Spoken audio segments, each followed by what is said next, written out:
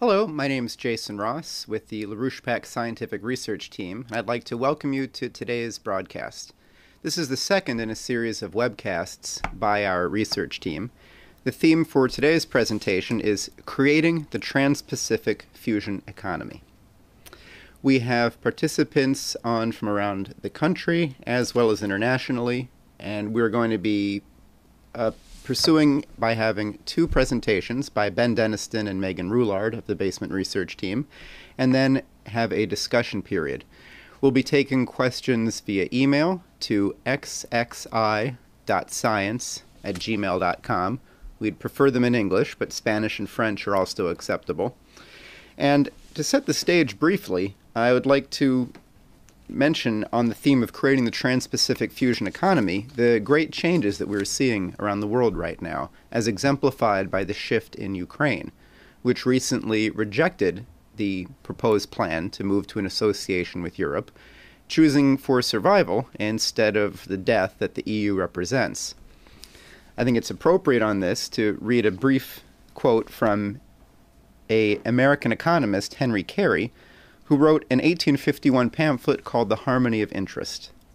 At that time, he wrote, "Two systems are before the world.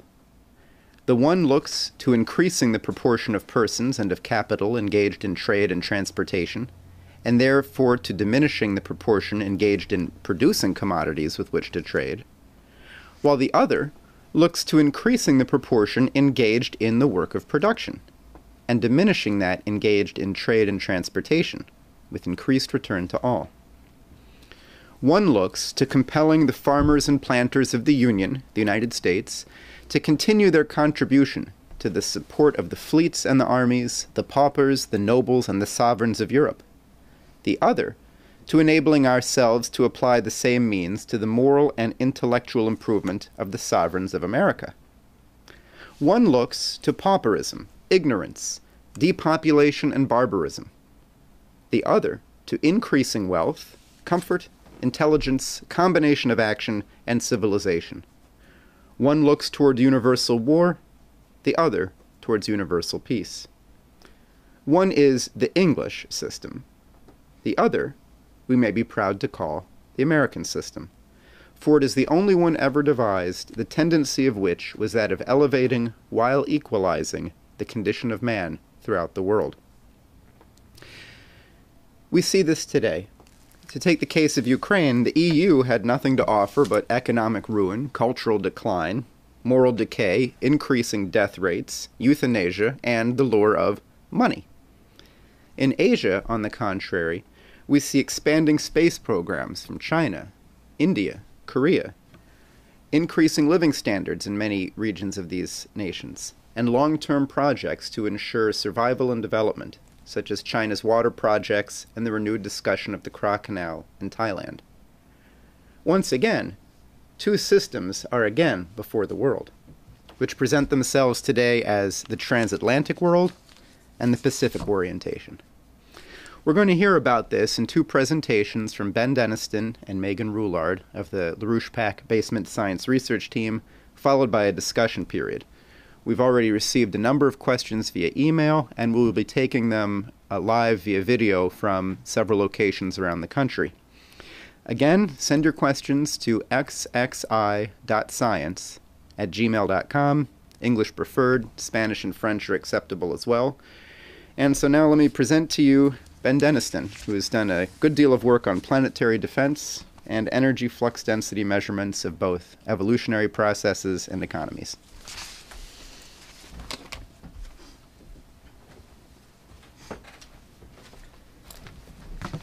Thank you, Jason.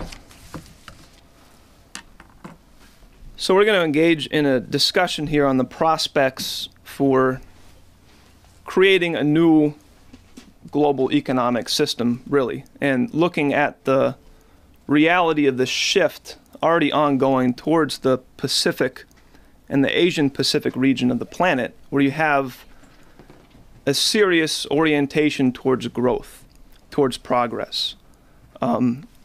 We're going to discuss both the specific projects involved in this pro-development Pacific orientation, And we're also going to get into the governing economic principles, the economic concepts, the new ideas that need to govern this new era of development and mankind that we're going into, potentially.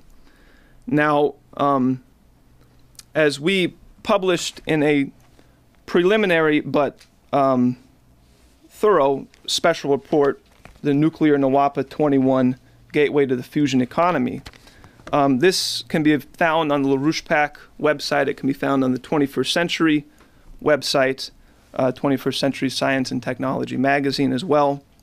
And much of what's discussed here is also discussed in more detail in that publication.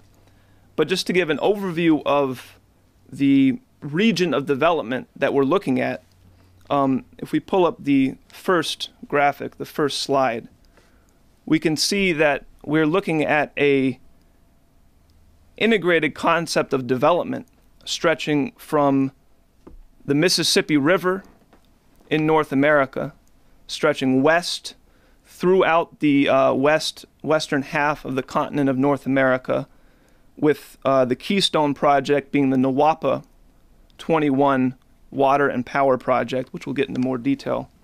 That takes us up into the Arctic region, into Alaska, into northern Canada, for the prospect of developing not only the northern components of NWAPA, but the long-awaited Bering Strait rail connection, a tunnel connecting the tip of Alaska with the tip of Siberia, enabling, or a set of tunnels most likely, enabling high-speed rail transportation and connection between these entire land masses of North America and Eurasia.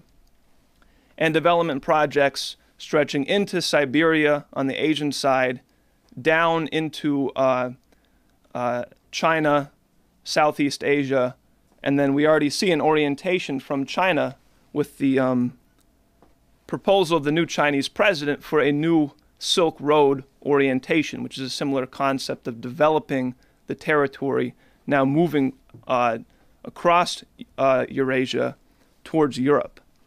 Now, what we have focused on in our work, working with Mr. LaRouche on the prospects for this development program to be made a reality, is the key role of fusion power as the driver.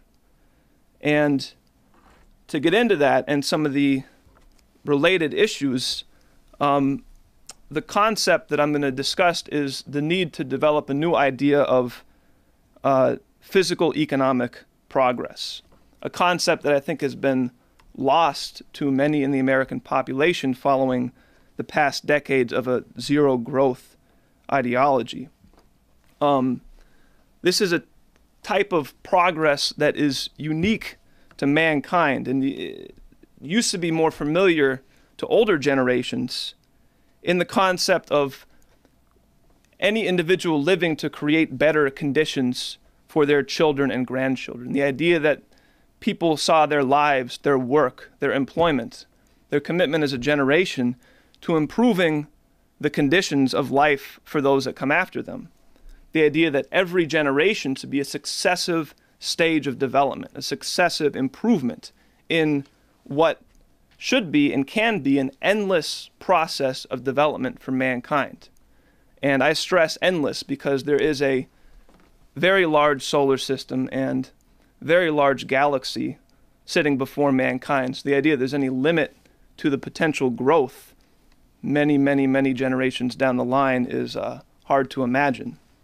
But the idea that any individual generation sees their existence, their life, as participating in this process, and that their conditions of life, their living standards, their benefits have been created, physically created by the actions of their parents and grandparents' generation, and that they in turn see their actions as the causal force creating a better society for the next generation, for their children, for their grandchildren. And this has to return as a governing concept to the United States, a very anti-green, anti-zero growth, pro-development concept.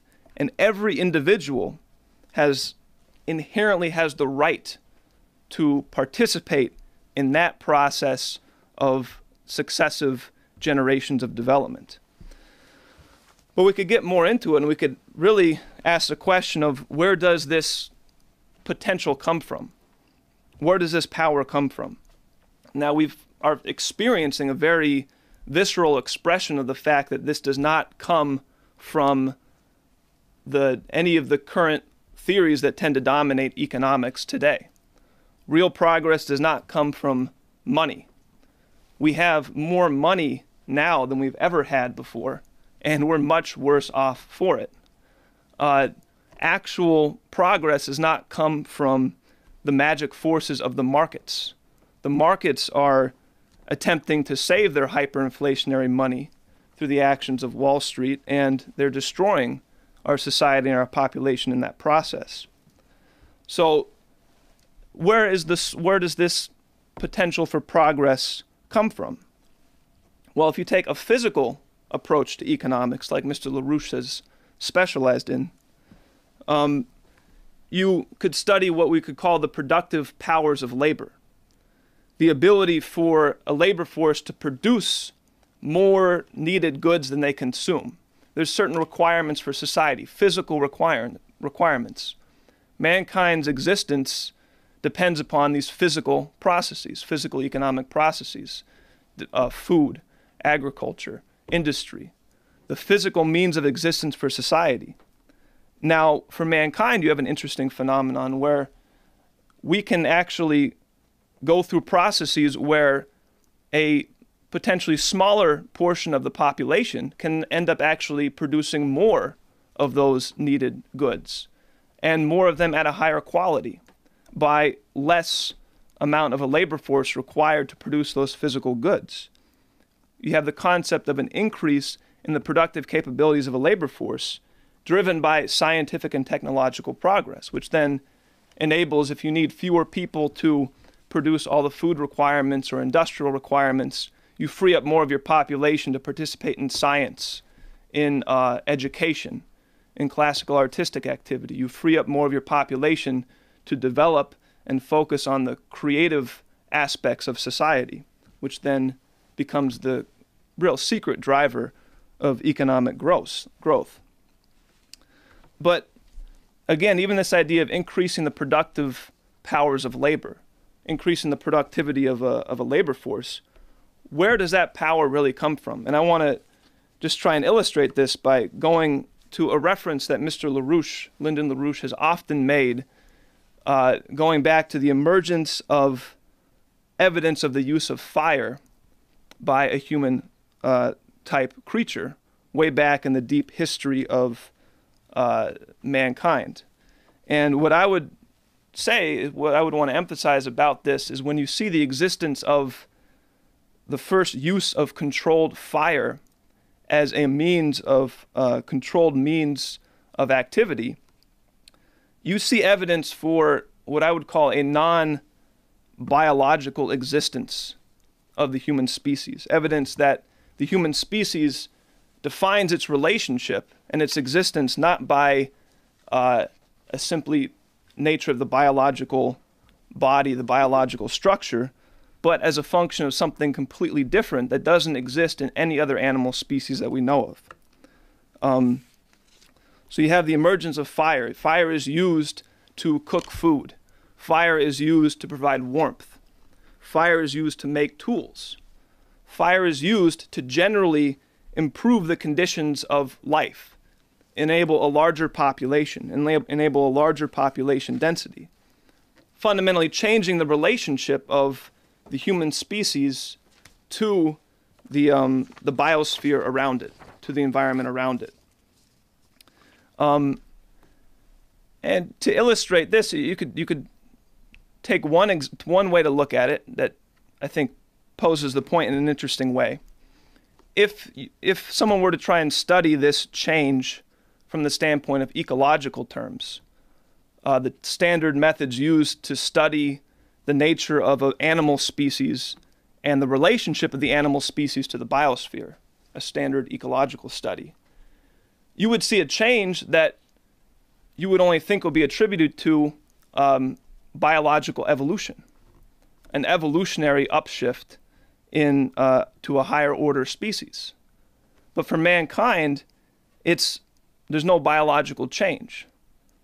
Mankind's development doesn't depend upon biological shifts, but it comes from a unique force which we identify as the creative powers of the human mind, potentially a seemingly immaterial process. If you tried to weigh a scientific discovery, or smell a scientific discovery, or taste a scientific discovery, you'd have a hard time.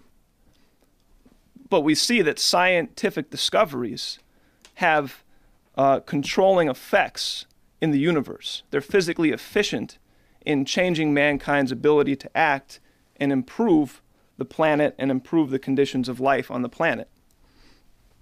So this is the unique power of mankind, completely transcends any idea of biological existence, any animal, any sense perceptual idea of what the human being is. This process of the development and application of the creative powers of the human mind is the essence and the core of what makes mankind uniquely mankind.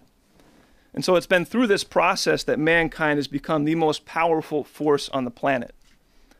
You know, I think the work of the Ukrainian-Russian scientist Vladimir Vernadsky in discussing this is very profound, very apt, where he titles one of his major books explicitly Scientific Thought as a Planetary Phenomenon. The emergence of scientific thought as now a controlling geological force on the planet. One thing we'll look at here in the discussion is a shadow of this process, a shadow, an effect of the growing power of scientific thought, of technological advance, is the concept of energy flux density. A measurement of not just energy usage, but what's the rate of energy usage, either both per individual in society and per area of a national territory. And this becomes an important corollary, important shadow, an important effect associated with the development of human society to higher and higher levels. And if we go to the second graphic, we can just briefly look at a case study of this in the history of the United States, where we see the development of the United States economy from its founding up to the present, associated with the process of increasing the power per individual. In this case, measured in kilowatts per capita, per individual in society. The absolute measure of choice, don't want to get caught on that per se, but the point is the relative change, the relative increase. And each revolution, each leap to higher levels of energy flux density, as is indicated in the graph here, can be divided out by the fuel source associated with those shifts. And you can see that it's the succession of moving to higher and higher order power sources that's associated with not only increasing the energy flux density, but really what you could, referring to the earlier example, loosely describe as almost like species-type transitions, where there's a fundamental revolution in mankind's power for action, power for control, power for improvement of the economy, of the biosphere, of the territory he's inhabiting. Each of these shifts comes with totally new degrees of freedom in society. New chemical processes, new resource bases are opened up. Materials that weren't accessible before for any efficient utilization now become tools of use for the betterment of society. Now, this was the case up until, as you can see in the graphic, the period of 1970 and after, where you had a leveling off of increase in energy flux density. Now, I should just note that this chart shows a leveling off. This particular illustration here doesn't necessarily convey the decline process, which has actually occurred. Because as we've, under the zero growth green paradigm that took over the United States policy following the assassination of Kennedy, and really taking strong hold in the late 1960s and early 1970s, we've had a process of attritional collapse, where we're wearing down our infrastructure, using up our existing resource capabilities, and having to expend greater and greater amounts of economic activity just to maintain a certain mode of existence.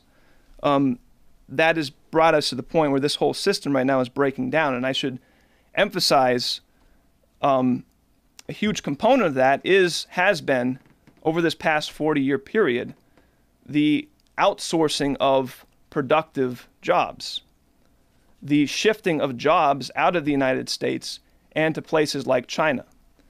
Now, not just any jobs, the actual jobs that create and sustain the physical means of existence of society have increasingly left the United States, leaving us in a terrible condition where these development projects that I quickly covered in the beginning, we don't really have the in-depth capability in the United States to have a full economic recovery program by ourselves because of the destruction of the U.S. industrial capability. And one of the most important factors in the recent period was the shutdown and dismantling of the auto sector, which represented one of the last in-depth, large-scale industrial machine tool capabilities of the United States, famous for what it allowed us to do during the World War II mobilization, where we could outproduce our enemies orders of magnitude by this in-depth industrial capability. That'd be the type of force we would need to apply to an economic recovery today to make NWAPA real, to make these high-speed rail projects real, to make this Bering Strait project real. But under this policy, and especially since the shutdown of the auto sector, we've lost a lot of that capability. So now what we're looking at is a prospect of an alliance between these other nations, especially China, Russia as key allies, and nations such as South Korea, Japan, as also major industrial powers and allies. And this core group of nations can form an alliance towards this era of progress and development. Now, if I can just get slide number 3, just move through this quickly. Hopefully this doesn't get too complicated, but this is just to make the point before I go into this issue of fusion as the driver more specifically. This, as you can see, is the same energy flux density over the history of the United States, with 3 different projections for where that could have gone and should have gone under different assessments. I'm going to start with C, the third one, curve C, showing how the energy flux density per capita was expected to grow as of the assessments in 1962 by the Kennedy administration. Now, this was largely based on understanding the power, the role of nuclear fission as the next revolution in mankind's economic potential. Now, if you look at curves A and B, these are estimates which include also the prospects for a higher order source, which again needs to become the driving factor of the recovery and the development program today, which is fusion, thermonuclear fusion, which is fission, the splitting of heavy elements, is hundreds of thousands of times more powerful, more energy dense than any chemical fuel. Fission is millions of times more energy dense than any form of chemical fuel, coal, oil, oxygen, hydrogen, what have you. So the estimate A, the high curve there, is a rough approximation of our own analysis in the basement team as to what the rate of growth very well could have been had we continued a serious pro-growth orientation since the early 1960s. Curve B is an approximation of what type of growth could have been seen had the world gone with Mr. LaRouche's SDI program, which included as an integral part of it what some were referring to at the time as a second industrial revolution, a new economic revolution based upon really fusion era technologies moving towards a fusion era. Development of plasma processing technologies, the development of laser-based manufacturing systems, the types of technologies moving towards a domain of a fusion economy. And so those were the prospects we had before us. Now I want to go to to make the point, I want to emphasize that this could have been done. And the prospects for fusion, I mean, there's kind of a bad joke going around on fusion where they say it's perpetually 30 years away. If you asked the community in the mid-1970s, how long will it take us to get to fusion power, to build a demonstration fusion power reactor, they say 30 years. You ask people today, how long will it take to build a demonstration fusion power reactor, and they say 30 years. So it's this bad joke that fusion is always 30 years away, and the lie has been spread throughout society that this is because it's too hard. There's technological challenges we just can't overcome. There's scientific challenges we just can't overcome. It's just too complex. All this money's been dumped into it, and it's just not going to happen. It's just too hard. That is not true, and I want to take a minute just to really emphasize this point. If we go to slide 4, we have, again, hopefully things don't get too complex in some of these graphics, but we have the results of a 1976 study by the U.S. Energy Research and Development Administration. This was a precursor to the DOE, the Department of Energy. So this was an official government study by the Energy Agency of the United States. It was a 4-volume study. It was the first in-depth study on what it would take to build a demonstration fusion system. And they were serious. They were not just talking about building one reactor. They were saying there's different avenues to pursue. There's different designs that show different potential prospects. We don't know exactly which ones are going to play out the best, so we'll pursue multiple designs for fusion reactors. There's certain infrastructure and materials challenges involved, so we'll build systems to develop the materials needed. We'll build systems to provide the fuel. So it was a full, comprehensive study, not just on the science, but the engineering and everything involved in making fusion a reality. And they said, how quickly can we do it? Well, it depends upon the level of investment. We know we need to build these series of systems. We know we need to build these types of reactors, these test systems, these demonstration reactors. The current flagship project, ITER, being built in France, which is itself an excellent machine, but under this idea, it would have been completed by the 1980s as part of a staged process. Depending on how quick you wanted to go, I've provided here 2 of their extreme estimates. They said if we put the maximum effort into it, we just said this is a top national priority, we'll fund whatever needs to be funded to develop fusion power, because we know this is going to be a revolution for all mankind. With fusion, the oceans become an effectively unlimited supply of fuel. So and I'll get into more on it, but you're effectively talking about the greatest revolution in the human economy that we've had up to this point. If you give the full maximum effort, you can see here the yearly budgetary requirements, and they predicted by around 1990, you could have a demonstration fusion reactor putting power on the grid, demonstrating the potential for fusion technology. They had various estimates of slightly slower paths, and the slowest that they suggested was marked here as the moderate path, which expected to provide a demonstration reactor by 2005. So again, could have happened by now. They also made a point that should be very heavily emphasized, which is if you don't give a certain level of investment, we know that we probably won't make the breakthrough.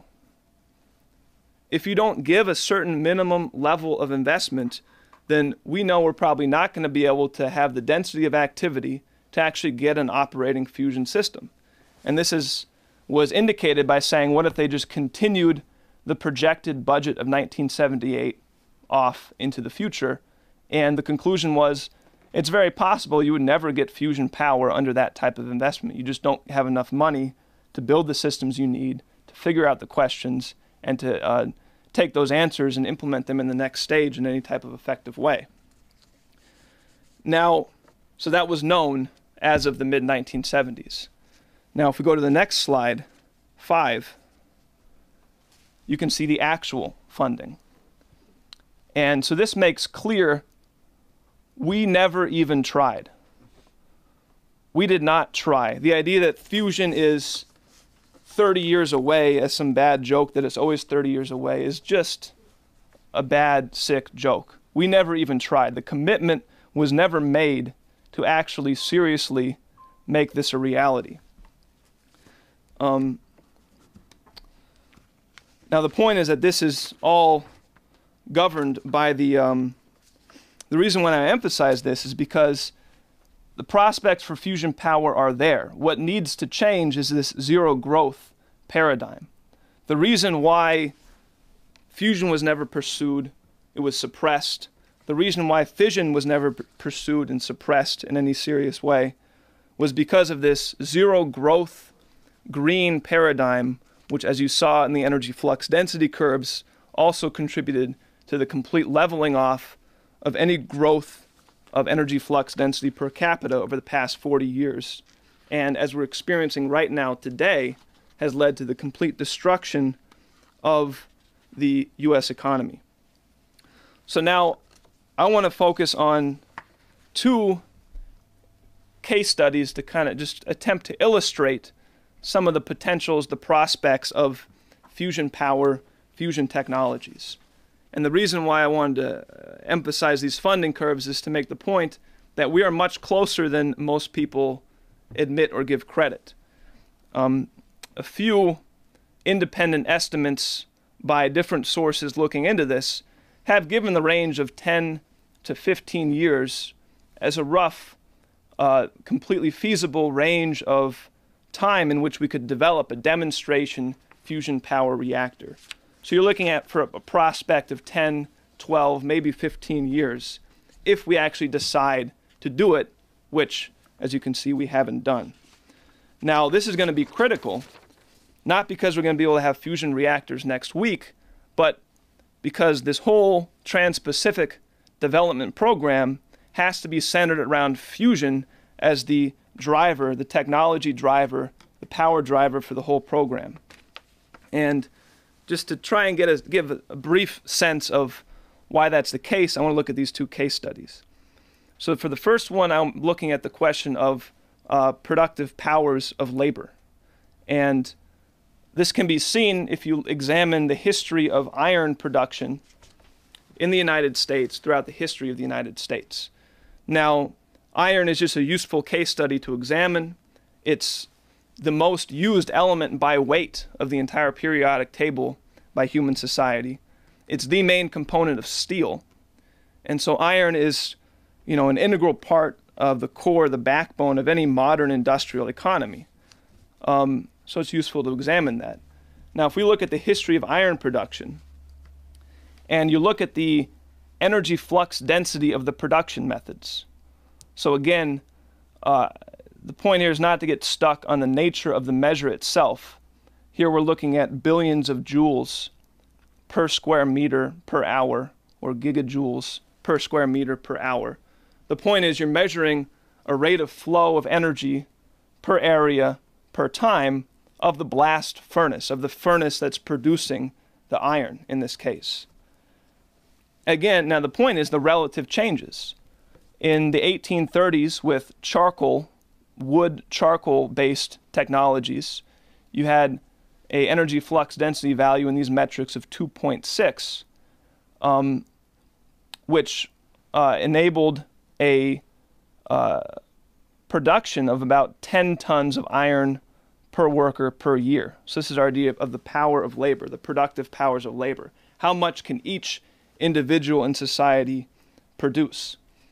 Now, as you see, the energy flux density increasing up to 1860 with the beginnings of coal, up to 1900, 1950, 1970, you see a continuous increase in the energy flux density of production methods.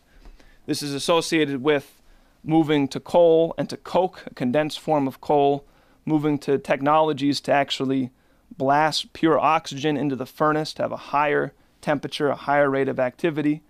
And as you can see, an order of magnitude increase in the energy flux density was associated with almost a 20-fold increase in the power of labor. Each individual operative, each individual worker in the iron industry as a whole, the amount that they produced per year went up dramatically, from 10 tons of iron per year to 183 tons in the space era technologies of the 1960s before we enter a collapse phase. And it's actually declined significantly since then. So, people talk about jobs. What kind of jobs? We need high technology jobs. The kind of jobs that Obama has created, although he's lost many more than he's created, and tried to hide that by the changing of the unemployment statistics in various ways and discounting certain sections of the labor force. But the idea of creating just jobs for jobs' sake, jobs at Taco Bell, jobs in these service sectors, doesn't necessarily mean anything for society. We need jobs that are associated with high technologies, high energy flux densities, around new science driver programs that are associated with increasing the productivity of each individual, of incorporating new scientific discoveries, new scientific concepts into the means of application, into the means of production. If we just pull the graphic back up one more time, it's also useful to note that in addition to the production per worker, the production per amount of energy also increased. So again, this is measured in a trillion joules. It's just a unit of energy. But the point is the amount of iron produced per unit of energy went up, in this case, manyfold, going from 4 tons per unit of energy to 80 tons. Now, this can continue to much greater levels, especially if you go to a fusion era system where you can look at energy flux densities going a whole nother order of magnitude higher or greater, dealing with plasma-based processing systems. We actually are able to superheat a gas such that it becomes a plasma. The protons and electrons, as it's usually described, separate out. You have basically a magnetized gas that you can increase to incredibly high temperatures. We haven't even found the limits to the temperatures we could raise these things to.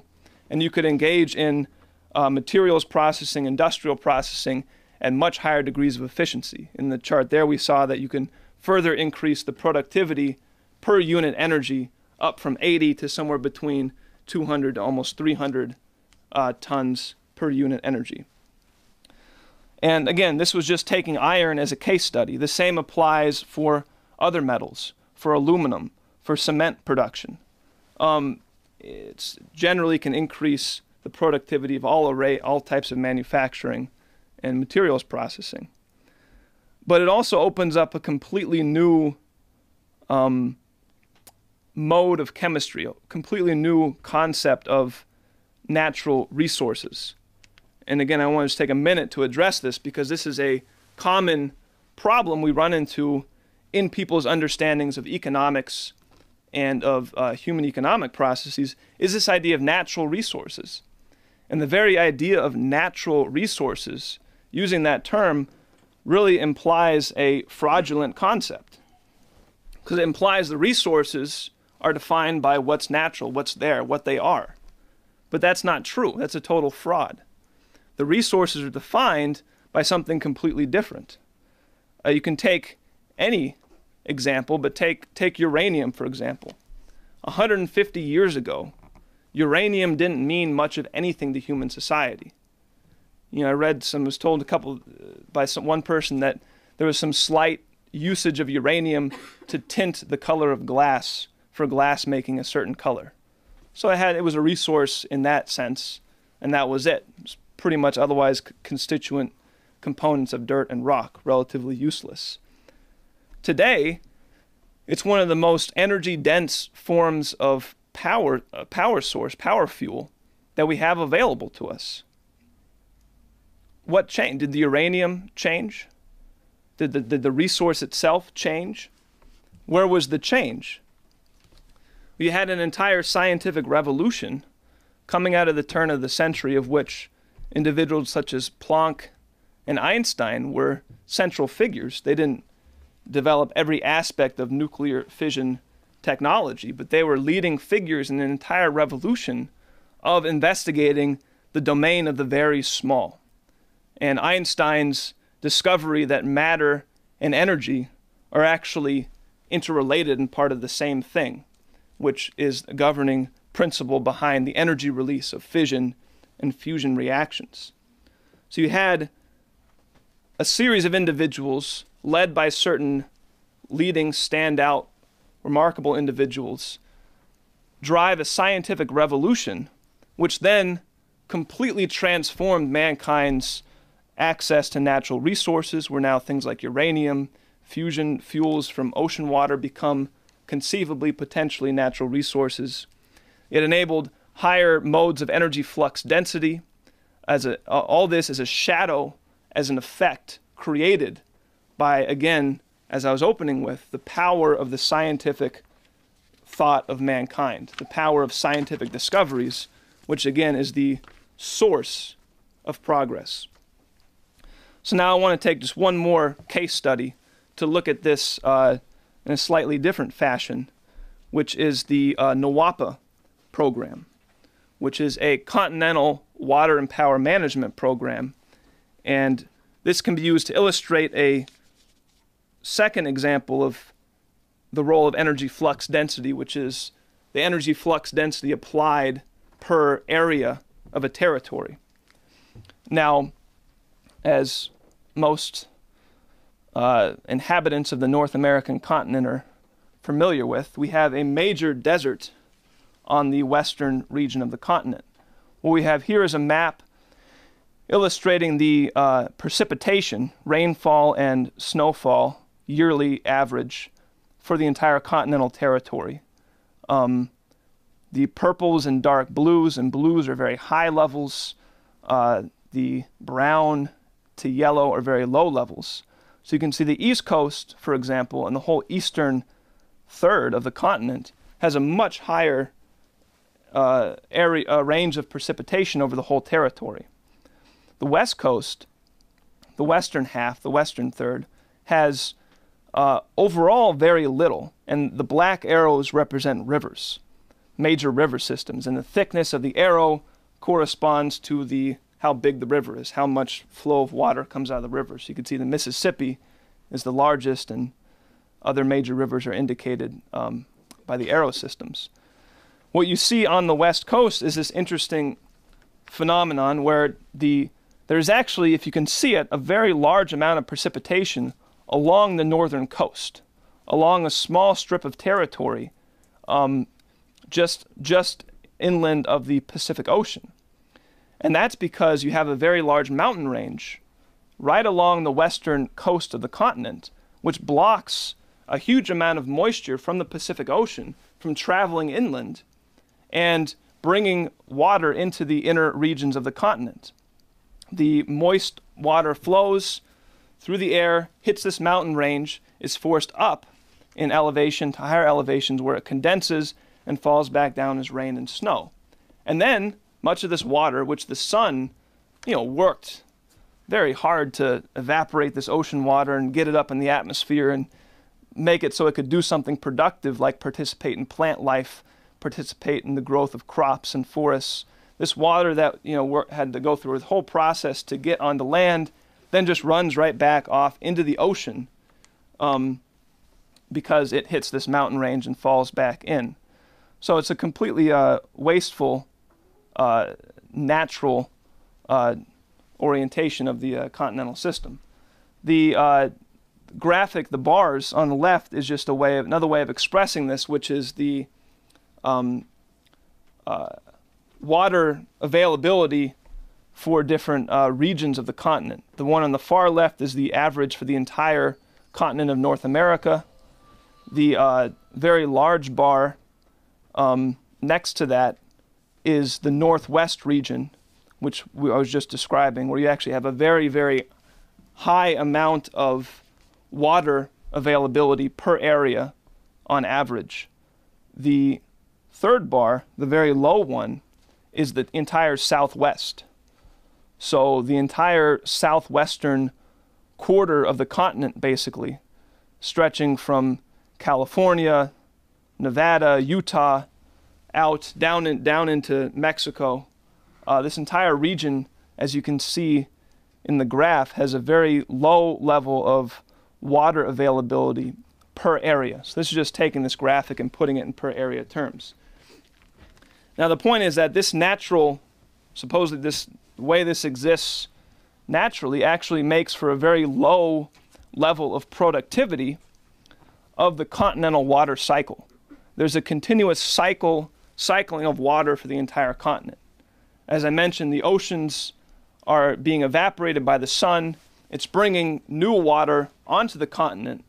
That water participates in processes on the continent: rivers, forests, grasslands, agriculture, human society, and then the water eventually returns to the oceans again.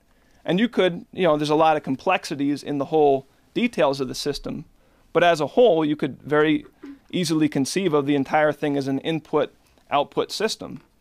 And what we measure with NWAPA is how we can increase the productivity of that water cycle, increase the productivity of every unit amount of water. How productive is the average gallon of water, for example?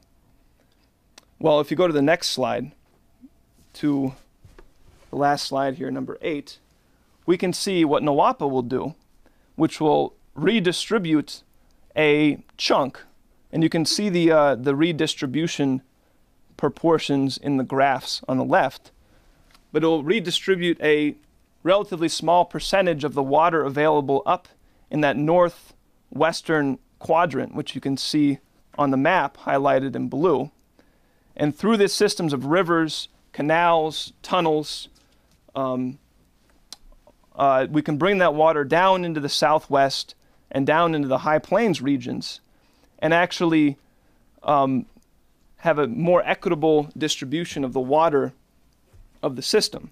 Now, what we've done with the basement team in working through this project is not only revived this original project, which was designed in the early 1960s, but looked at the application of the potentials of nuclear fission and thermonuclear fusion to enable a greater utilization of the entire water cycle. You can actually have a much more efficient system by using nuclear fission and fusion systems than you could otherwise. The original NWAPA design was dependent upon hydropower, running some of this collected water off into the ocean to generate electricity, to then use that electricity to pump the rest of the water throughout the continent. If you use higher forms of power with nuclear fission, and we should really be thinking about fusion, you can actually utilize more of that water, bring it down to the southwest, and what you're doing is a very interesting subject of the application of higher energy flux density, literally increasing the productivity of the entire continental water cycle. The amount of green plant life that can be created through this by the North American water cycle can increase. The amount of plant life and photosynthetic activity, be it in croplands, grasslands, forests, the amount of productive utilization of water can be increased such that on average you can literally say the value of the average gallon of water of the North American system will be increased by NWAPA and further increased by the NWAPA 21 nuclear-driven program. And this also carries greater multiplier effects because of water that's inland, when it evaporates off the land, especially, say, water on the west coast, 60% of the water, it's estimated, that evaporates from the land area of the west coast will end up falling back down again as rain on another part of the continent. And that can be increased even further by actually the role of plant life itself, and especially things like forests, where forests will actually increase the flux of water from below the surface up into the atmosphere to then fall again as rain. And so through this entire system, driven by the application of fusion power and a fusion driver, we can dramatically increase the productivity of the entire continental system. So those are two case studies I wanted to illustrate to look at the why thermonuclear fusion, why fusion has to be our critical driver in this whole program. And at that point, I'm going to turn it over to Megan, who is going to be giving an overview of the current status of the orientation of our potential allies across the Pacific in the Asian region. And we can now look at the potential alliance with these nations of Asia from the standpoint of the concepts of economic growth and progress that I just wanted to open with here. So with that, I'll give it over to Megan. Thank you, Ben. Thank you, Jason.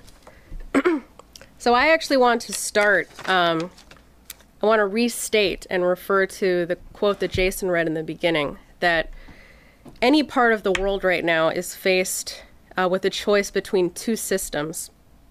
One, as Ben has outlined what this system would look like. It would move in a direction of increasing energy flux density, physical productivity, and the other, which is a decaying and dying system.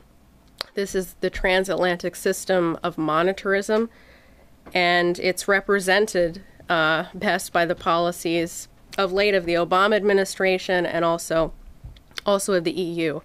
Now, of course, stated in these terms, this is not really much of a choice. If anything, this is a choice between life and death. Now, as has been referred to, and I want to get into this more, in some nations in Asia right now, we do see a real impulse to develop in the direction of a system which would correspond to the standard defined by Ben. Now, it's not the case that any of these nations individually or even as a whole, they don't meet any absolute standard that we could set in terms of really where should we be in terms of global energy per capita. But what's important is that they're actually moving in that direction. The trajectory is correct, and the trajectory is actually in line with the standard that Ben has outlined. And there have been a recent flurry of bilateral meetings of some of the heads of state in Asia to this effect, talking about nuclear power development, etc. And we'll get into some of the substance of what they're talking about. Now, what's very important to reflect upon, and I want to actually draw this out in some of the examples, is that, ironically, many of these Asian countries are actually moving they're moving in a direction which corresponds to a past standard for scientific and technological progress, which had actually been set by the United States, but which we've abandoned in many cases decades ago. So this is really something to reflect upon, not only the fact that these nations are moving forward, but why is it that the United States, the population, the leadership of the United States, but also the population, agreed to or went along with abandoning this identity of pioneering in scientific and technological progress. This is really something to think about. And it'll become clear, I think, from some of the examples. Most notably, the first example, when we look at fusion. If anything, this shows the real contrast between the sort of trans-Asian perspective and what you're getting from the transatlantic. These are the comments from Barack Obama and Xi Jinping, the new president of China, on fusion. So this should make the contrast pretty clear in outlook. So Barack Obama, speaking to a group of voters in Virginia on the economy in September of 2010, said the following: "We wouldn't need new technologies. We wouldn't need to invent some fancy fusion energy or anything. If we just took our existing building stock and homes and insulated them, had new windows, schools, hospitals, a lot of big institutions, we could squeeze huge efficiencies out of that." Not very inspiring. Now, in contrast, the new Chinese president Xi Jinping, during an April 2011 visit to China's East Superconducting Tokamak, said the following: "Fusion is a grand conception. Humankind cannot do without energy for its existence and development. And energy utilization won't be sustainable without science and technology. Fusion research will pave a bright way for humankind in energy alternatives." So, pretty clear difference in view with respect to, that power source, which actually defines moving towards the most advanced system of energy flux density, which could be applied to the economy. Pretty stark contrasts. Now let's just explore this question of fusion even more. The only nations with superconducting tokamaks, which is very important if you're trying to achieve magnetic fusion, are China, South Korea, and Japan. Now, this is not to say the U.S., in a sense, relatively speaking, the United States has been and is a leader in fusion. If we can show image 1, this is a view inside. This is the laser bay at the National Ignition Facility at Lawrence Livermore in San Francisco, where I think we have an audience gathered. The U.S. is definitely a leader in that respect in terms of inertial fusion. But the United States, if you look at all of the nations which have fusion experimental designs, we have the distinction of having shut down or having not funded to construct, actively shutting down some of our designs. One of these cases has occurred during the administration of Obama, the Alcator CMOD, which is a tokamak at MIT. It has the highest plasma pressure in the world.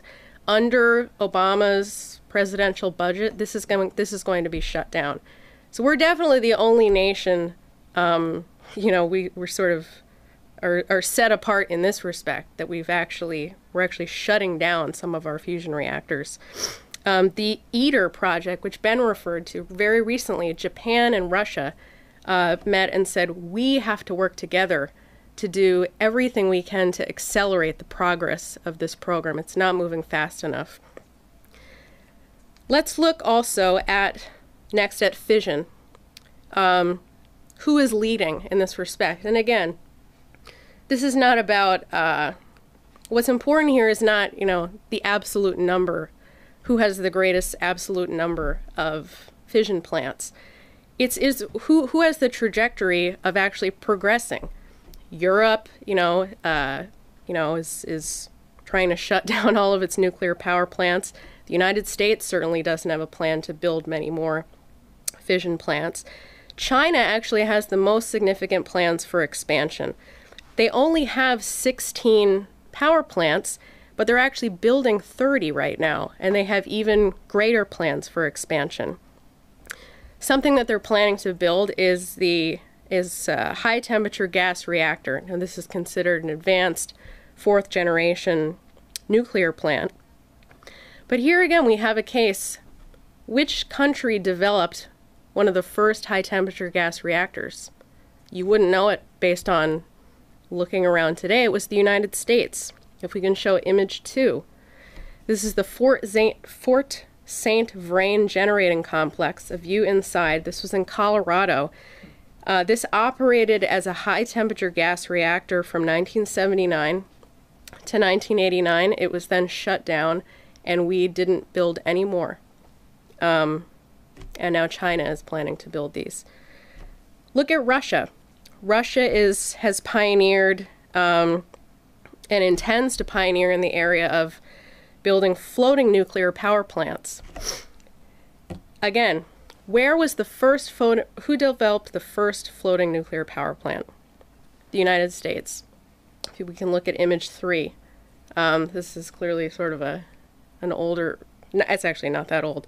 In 1968, under the U.S. Army nuclear program, this is a power plant named MH-1A, but it was the first floating nuclear power plant developed in the world, developed by the United States, and now, we don't have any more, and Russia is planning to build 7 of these, 7 floating nuclear vessels by 2015. Now, as is outlined in depth in the NWAPA pamphlet, which Ben showed, it's very clear from our studies that had we moved forward with the orientation and the intention of President John F. Kennedy, we would have fully implemented a fission platform economy in the United States, fission reactors, nuclear desalination, and this, of course, did not happen. Now, moving on, and Ben has referred to this, increasing the applied energy flux density to a given territory allows us to increase the potential habitability of that territory. It's like applying, the Promethean power of fire to uninhabitable areas of the planet and making them habitable for man. So in this respect, I want to actually look at what is occurring across the entirety of the Eurasian landmass, because they're actually intending to do this, especially China and Russia. They're actually looking at fully developing in different ways the interior of this vast Eurasian landmass, much of which, very harsh terrain, the Arctic, but they actually have a perspective for developing this. This is historically been known as one element of this, and also sort of a name for this concept is the Eurasian land bridge. If we can show the next image, this is actually Helga Zepp LaRouche in China. She's at the eastern terminal of the Eurasian land bridge. She had done a lot of organizing for this in the 1990s, but now we see today the new president of China actively organizing around moving forward with this conception, which is also referred to as the idea of building a new Silk Road, and as he called it, quote, an unobstructed route from the Baltic to the Pacific. So if we see the next image, we can see just an outline of some of the rail routes, some of the transportation routes, which define this idea of a Eurasian land bridge, of a new Silk Road spanning across mainly where these routes don't exist at all, Central and Southern Asia. So China is actively moving with this idea of actually building more of the components of this Eurasian land bridge. Now, ideally, what would we use for something like this? We would use the frontiers of transportation technology. This is magnetically levitated rail. Here again, we have another case. The only nations with maglev rail are China, Japan, and South Korea. Interestingly, a concept which could have been implemented for maglev was developed at by someone from one of the national labs, Brookhaven National Lab, in 1968 in the United States. Nothing ever happened with maglev here, of course. You can say similar things, about Germany, where the maglev technologies developed in Germany are now being employed in China. And let's even look at high-speed rail. China is really leading here. Their high-speed rail system has only existed since 2007. By 2010, it covered 5,000 miles of Chinese territory. And by 2020, it's expected to cover 10,000 miles. A portion of their high-speed rail system covers a distance from DC to Houston. You can traverse that distance in 8 hours. In contrast, many people have the experience of the Amtrak system in the United States. It takes 30 hours to go from New York to Miami on an Amtrak train. Now, along these lines, in terms of rail development, but also getting into the issue of developing the Arctic, we can look for Russia's plans for rail expansion. If we look at the next image, this is the Russian railroad development plan till 2030. They agreed upon a couple years ago to extend rail. You may not be able to see this, but this is in far eastern Siberia, going toward the Bering Strait, that by 2020, I believe, that they should complete a rail link from Yakutsk to Magadan, that this should be completed by 2020. So this is not yet at the Bering Strait, but it's moving in that direction. And what's significant is it was stated as a plan in these terms. We should build this by this date. In contrast, and we'll get into this more, there are plans for developing rail in the northern United States, in the American Arctic, in Alaska. There are plans, they're on the books, but we certainly don't have a government commitment to build that rail at any point, by any date. Now moving on, the significance of high-speed rail, of maglev, this is, of course, dramatically increased and actually made worthwhile. The investment is made worthwhile when the productivity of the territories is increased, in which the rail is situated. This is the idea of development corridor. If we can go to the next image. This is something we've featured in our material on the Eurasian land bridge, where you have a transportation system, but it's surrounded by agricultural development, urban nuclear complexes, etc. And that, of course, increases the value and the contribution made by high-speed rail or maglev. Russia in the Russian Far East, in Siberia, they're looking at developing it's called the Vostochny Cosmodrome, a new spaceport in Siberia. And we can imagine, I think we haven't even fully looked at the potential of this, but imagine if we could apply fusion power, the power of the plasma torch, to mining the riches of Siberia, the vast mineral resources of Siberia, in the areas where this new rail is planned.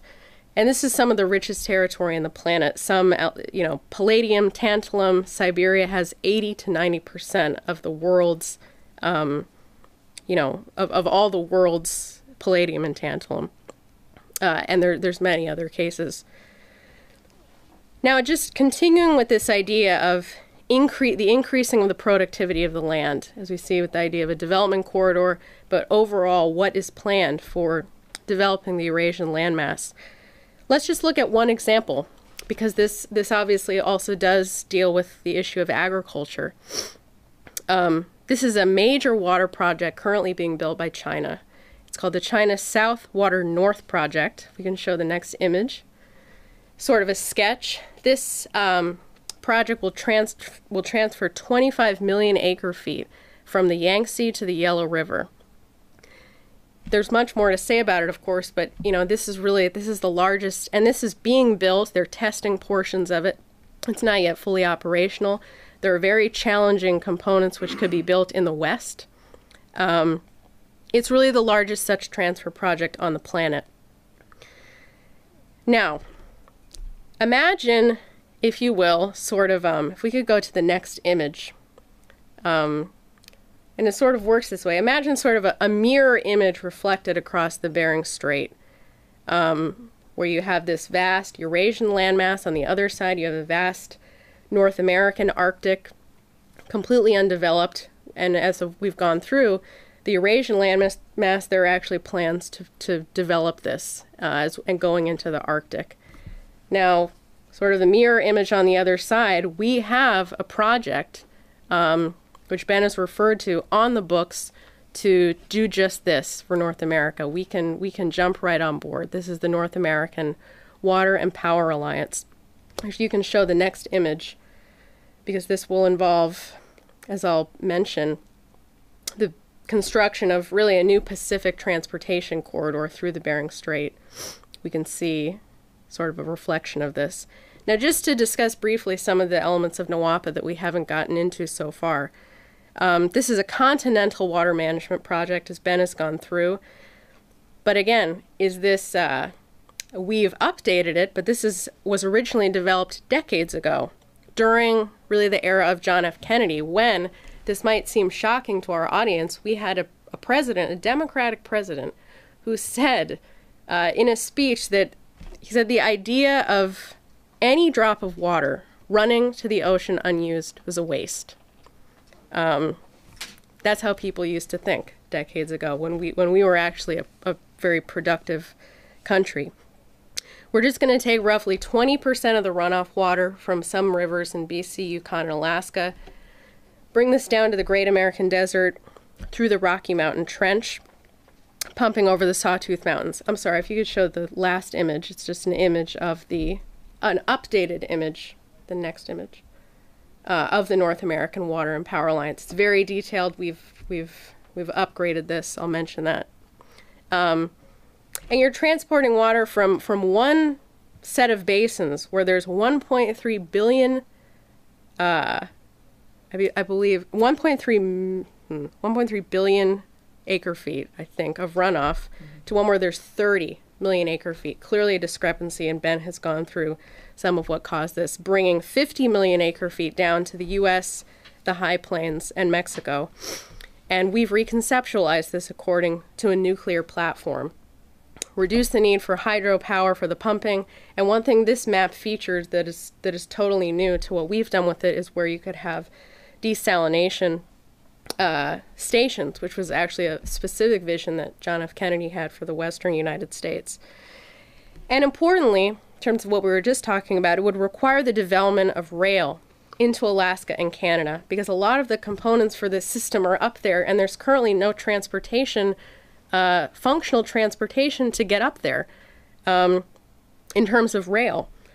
This is going towards the Bering Strait. So that would be required by this project, actually developing the American Arctic, the Alaskan Arctic, just completing rail from where it currently ends in BC to Fairbanks, Alaska, which is not even, that's not even quite at the Bering Strait. That would require 2,000 miles of new rail. And building the NWAPA system would require that. The project as a whole, we've estimated, would create 7 million jobs in construction, manufacturing, engineering, and science in the United States.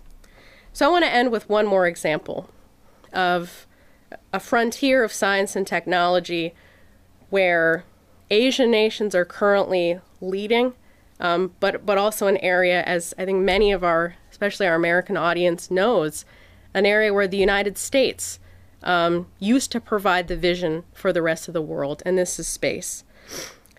Now, of course, what Curiosity achieved was very exciting, but I think you could say this Curiosity's success occurred despite the lack of funding and the lack of vision from the U.S. space program.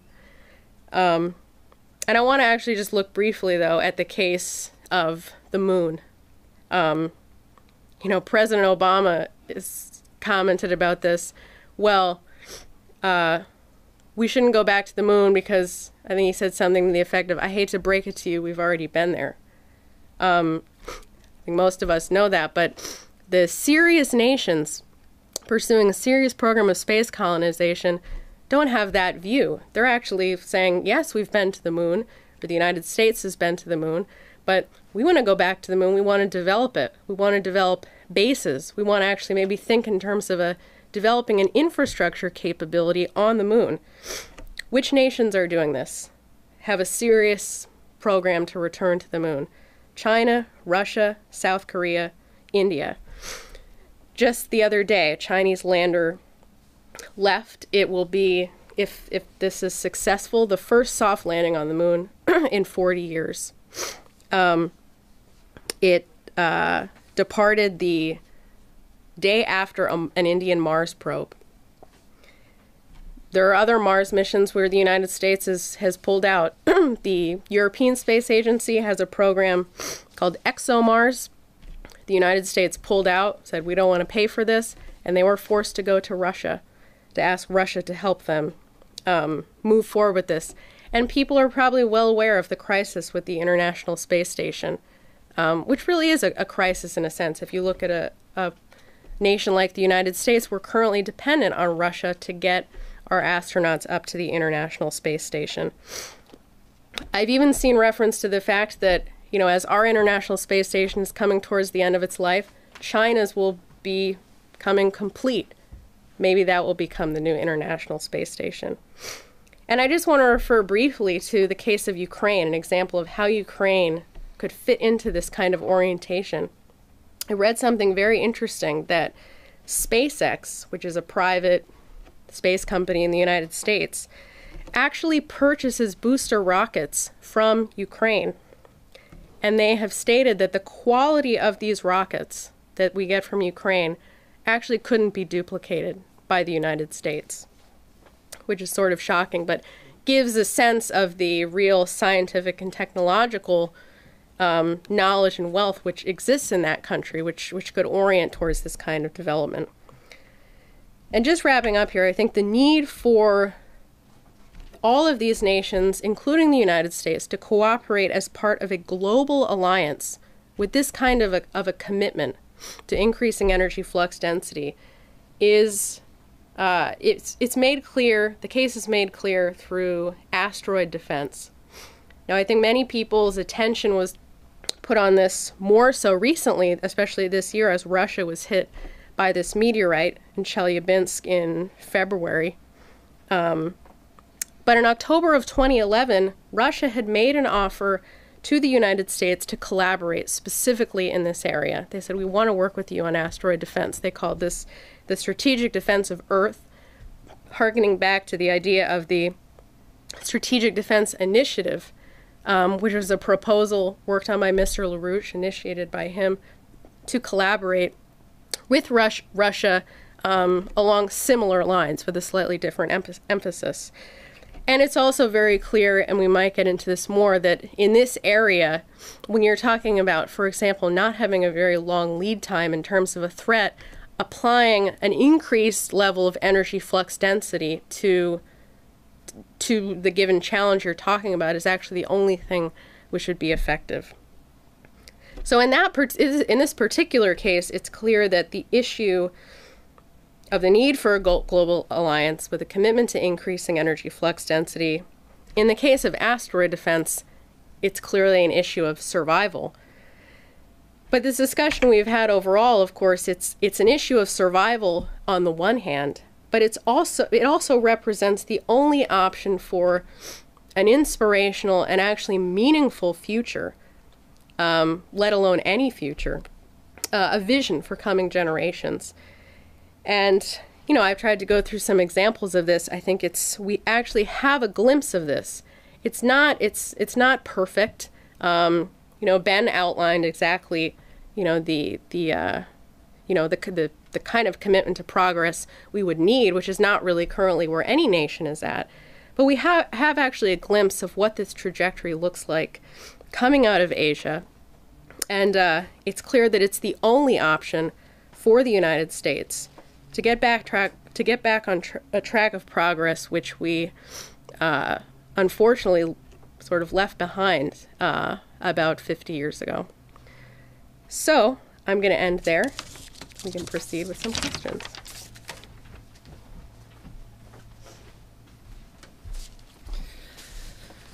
All right, good. So I think we've got a pretty thorough presentation of the standard of economics, the unique aspect of the human species, what economic growth is, how we can change continents, and what the Asian development perspective actually looks like, along with international cooperation needed for planetary defense. Now, we've had a lot of questions come in by email so far, and I know we've got some live gatherings that would like to ask questions. So if you're just tuning in now and are unaware, please email your questions to 21science@gmail.com. That's in Roman numerals, xxi.science@gmail.com. And then we can get to those.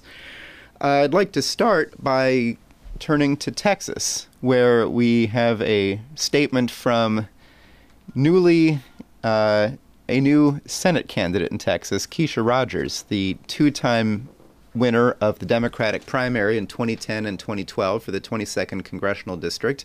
Keisha is now throwing her hat in the ring for Texas to be the senator from Texas. So let's go to Texas now and hear from Keisha. Hi, Keisha. Hello.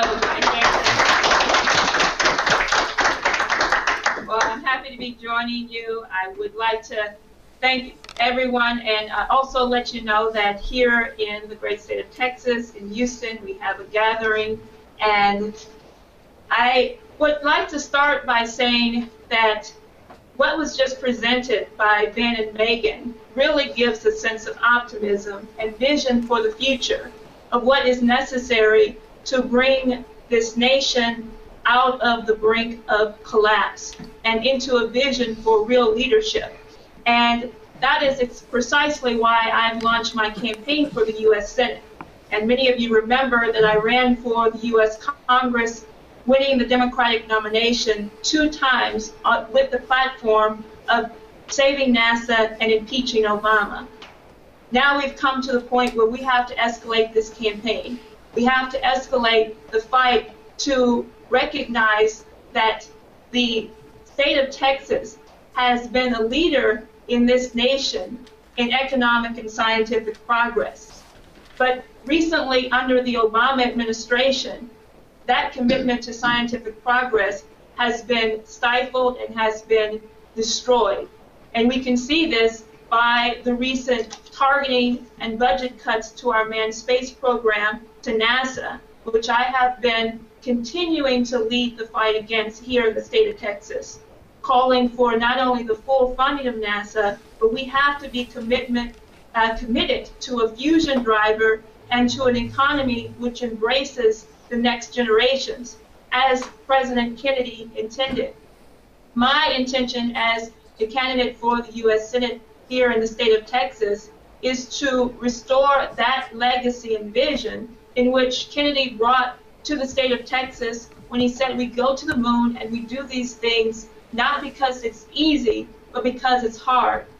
I'm reminded now of a great pioneer of science, Kraft Erica, great space pioneer, whose vision who set forth the vision of the law. And in his first primary law, he said there's nothing under the natural laws of the universe that places limitations on man except man himself. No one or nothing under the natural laws of the universe can place limitations on man except man himself.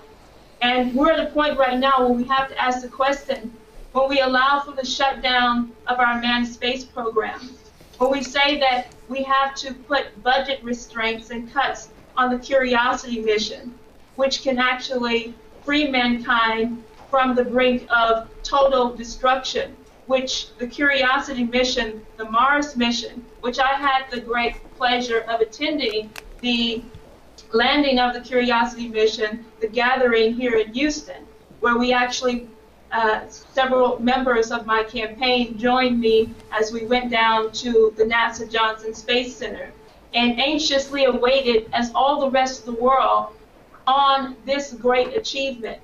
And when we found out about this, everyone there, the hundreds of people, the thousands of people who were gathered at the Johnson Space Center, cheered in triumph because they saw that this was a mission like the Apollo mission, like the vision that had been set forth by President Kennedy that set a new direction for the country. And what do we have now? We have a president in the United States who has been committed to destroying that mission. That is what Obama has done, and that is why I am adamant that this president has to be impeached now, that we have to re-embrace the legacy of President John F. Kennedy and commit ourselves to this beautiful vision that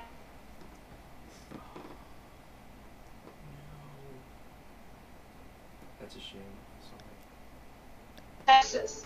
We have massive droughts. We have cattle being lost. Our food production is dwindling. This would not have been condoned or accepted by President John F. Kennedy. And he understood that we had to look at the state of Texas and what it represented as a beacon of development or leadership and a vision that all of the nation can actually look up to. That is what our space program has represented. That is what our commitment to our industries, to our farms has represented until recently. And now, with the removal of President Barack Obama and with the reinstatement of Glass-Steagall banking reorganization and a commitment and vision to space, I think we can bring some real optimism back to this country again. And that's why I'm running for the U.S. Senate, because this campaign is going to be the flagship for campaigns out there across the country, that people no longer have to go along with the popular norms of going with a Wall Street money system. That look at what has just been presented today.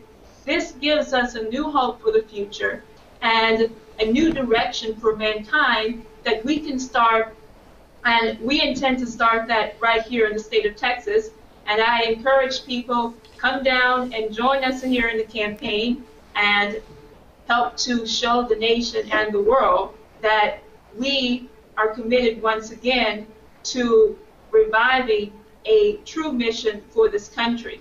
So I wanted to just give you all a thank you very much for inviting me to speak to you, and I'd like to say hello and send greetings to all of the rest of those gathered throughout the country and throughout the world, and to give you inspiration that we are here fighting in the state of Texas to make sure that what people have really been excited by in terms of the commitment of NASA and the space program is not just a Texas project, but this has been a commitment to the rest of the nation and to the rest of the world, continue to grow and to thrive, and that we don't say that our space program has to have limitations put on it by saying that we have to look at our portfolio and say, can we afford this? Can we afford the Curiosity mission? Can we afford these programs when you have people in Wall Street and in the financier industries who are getting bonuses beyond belief? So I thank you very much for allowing me to join you, and I know we may have some questions from here in Texas, and I would like to invite someone up now to ask the question. Okay.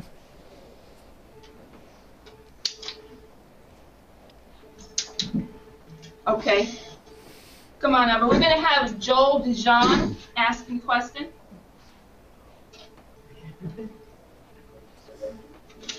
Just face this way. Okay. Here we go. You're right. And then look to the... Yeah. Just face my voice. All right. Edward Teller, who 10 years before his death jumped at the chance to visit his former enemies in Russia. And while visiting several weapons design centers, such as Chelyabinsk, he proposed that we test a thermonuclear device on a near-Earth asteroid after its closest passing towards Earth. And I'm sure he would have approved also testing a nuclear-triggered X-ray laser on an asteroid at a further range. But do we have any indication from our Russian and Ukrainian friends in IGMAS whether they're prepared to go beyond just monitoring the asteroid threat and are prepared with a new administration in the U.S. to go to the actual testing of techniques to avoid a deadly asteroid impact? Okay. Well, thanks, Joel. I'm actually going to combine that. very first email question I was going to read is on the same subject, so I'm going to ask this as well and then ask Ben and Megan to take the two up together. This email comes in from Kirill Benediktov, who is a writer and editor at the Russian web magazine Terra America. Mr. Benediktov made a presentation at the April 2013 Frankfurt Schiller Institute conference on a new paradigm for civilization, where he presented on the theme of planetary defense. What he would like to know is, he has a three-part question. He says, through my involvement in various discussions of future space exploration, I have come to believe that, unfortunately, the existing space programs of both Russia and the USA give rise only to the eternal Russian question, what is to be done? So far, the answers people give to this question are aimed at a small layer of insiders working in the space industry itself. But they don't bother to give the American and Russian public, or I think it's also the same there, the European and the Chinese public, an answer to the main question, why do it? What's needed is a clear, simple, easy-to-grasp goal for the space program which everybody can understand. At one time, John F. Kennedy's moon program served that purpose. Maybe I'm mistaken, but I would very much like to hear more about how independent American intellectuals, especially Lyndon LaRouche, envision the great goals in space today. His second question is related to the possibilities of U.S.-Russian joint efforts to create a planetary defense system against the asteroid and comet threat. Since such a system implies cooperation in the military realm, including the placement of high-precision weapon systems in space, could there not be a cooperation model, analogous to what Lyndon LaRouche proposed to his Soviet interlocutors in the 1980s for the SDI? And third, he asks, would it be possible to bring China into such a model of cooperation?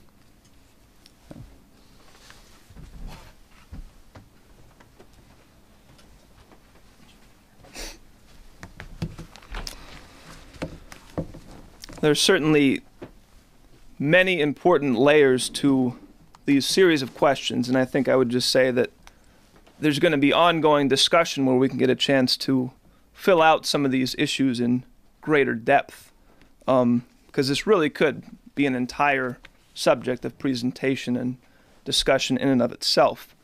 I'll divide it into a couple statements just here and now. I mean, first I would say, in terms of Mr. LaRouche's vision, I would encourage that you see Mr. LaRouche's most recent writing, which is posted on the LaRouche-PAC website, entitled The New Strategy for Space, where he takes up in some detail his concept for planetary defense and mankind's mission in space. So I will speak to my own understanding and encourage the viewers to read Mr. LaRouche's writings for an elaboration of his conceptions, which I'm not going to try and summarize, and the full details I don't think are necessarily able to be got across in this exact format here and now. But I would divide it into, the answer really into two layers. In terms of a vision and a mission orientation of vision in space, and the two parts I think go together. But we have certain immediate goals. As Megan elaborated, the orientation towards the moon, the prospect of making the moon a permanent base of operations, not just go there and come back or drop something off, but a place in which we begin to build permanent residence, not necessarily for people. Maybe you'll have visits, maybe not. A lot could be automated, but build an expanding base of operations where man, even potentially remotely, can control the development of scientific and exploratory instruments from an expanding lunar operation. That's an immediate goal. Mars poses another goal, as Mr. LaRouche called it in his writing, the next future homestead in mankind's development of the territory of the inner solar system. Now, that doesn't mean that we need to be thinking about how quickly can we send a person there or send people to live there, but be thinking how quickly can we begin to develop, again, even through automated and remote systems, develop Mars as an outpost, a homestead, a base of operations to expand mankind's ability for influence and control in the solar system. And I would say we need to start from an integrated conception of this whole territory. And we need to, from the start, recognize that there's going to be some very bad false assumptions that are going to be creeping into shaping how people view these questions. We should not be viewing this as treating a few asteroids or objects floating around in empty space and dealing with a vast empty space in which we have an accumulation of objects floating around in some type of kinetic, random orientation. There are literally millions of near-Earth asteroids out there, and we presently only know of about 10,000, just a little over 10,000 given the most recent totals. And we think there's well over many million in terms of the size that could actually do damage to the Earth if they hit the Earth. But what I would say is we should be focusing on what you could call a dynamic approach, thinking about the system as a whole, the territory as a whole. How can we enable mankind's influence and control and dominion over the whole territory? Traveling in space is very energy intensive. Getting from different locations is very energy intensive. It's a very large and costly activity. So we should be thinking about what types of driver programs give mankind an expanded capability across the board, as opposed to just one-shot missions here or there. Again, a lot more can be said, and I think we should take up this in greater detail in further discussions. But to quickly touch upon other points that were raised, on the issue of the cooperation, including military cooperation, I think that's exactly the type of orientation we should be moving towards. Mr. Larouche has addressed this in some detail in various locations, where we have to look at the state of mankind as a whole and recognize that we've reached the point where the level of technology has advanced to the point where warfare and conflict among nations can mean very easily the elimination of all human society on this planet. The power of thermonuclear weapons has the potential for eliminating all mankind. And so that alone, mankind's entry into that domain for a number of competent strategists has forced the recognition that we should be moving into a new era of global relations where warfare is no longer tolerated. And we're not orienting towards, and I think what you have with the prospect of something like the strategic defense of Earth from asteroids is you have the right type of concept that's needed. We need advanced science, advanced technology, even many of the capabilities associated with military operations. We need them not because we view Russia as our enemy or China as our enemy. We need them because we are vulnerable on this planet. And we need to be collaborating and using the highest technologies that exist in cooperation, in collaboration, and applying the scientific power of mankind as a whole, not hiding that and using that target at another nation and trying to protect that so you can have a strategic upper hand over another nation, but utilizing the power of science, our greatest understanding of scientific technological capabilities, developing that further in cooperation with a mission towards defending the planet, and we have no defense right now. There is no defense of Earth that exists right now. And something that's exactly the right type of concept, I would absolutely think that the United States, Russia, and China would be a critical alliance in such an orientation.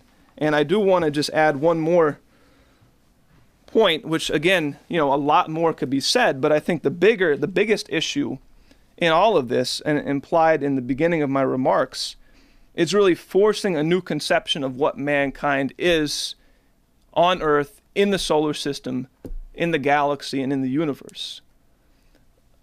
Using the reality of these issues mankind is facing to force society to come to a greater recognition that mankind's power, mankind's existence is not defined by his day-to-day experience, is not defined by his sense-perceptual experience, his day-to-day, what he experiences in life. The power of mankind is expressed in the expansion of the power of mind to become a creative force for the improvement and the development of the universe. We've started on Earth, but as we've come to understand now, the Earth is only is an integral part of an entire solar system.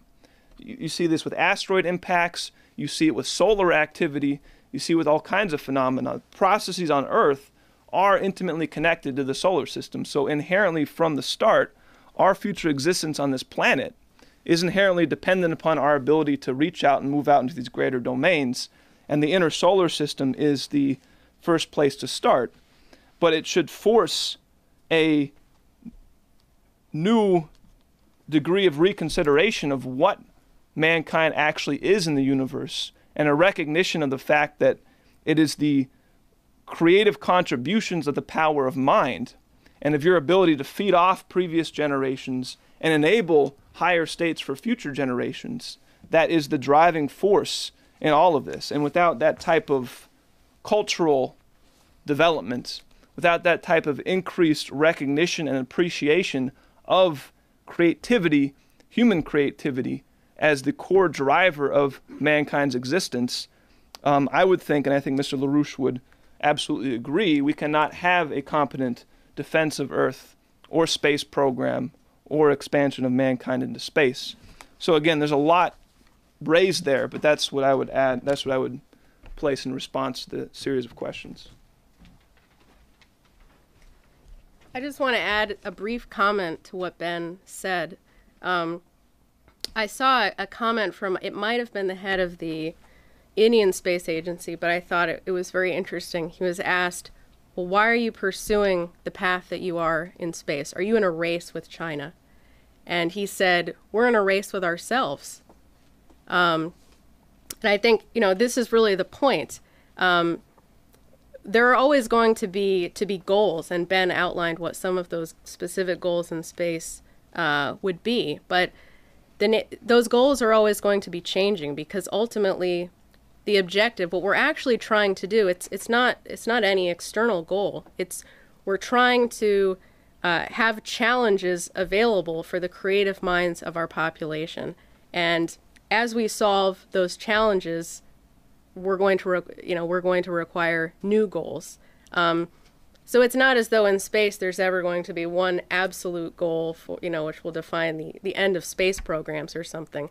It's always choosing new goals which challenge our own creative powers. So in this sense, I like this comment that you want to be in a race with yourself. So I just add that.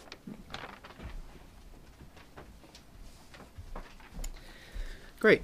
We now turn to a viewing audience in Michigan to take a question from Jim Stamps on fusion.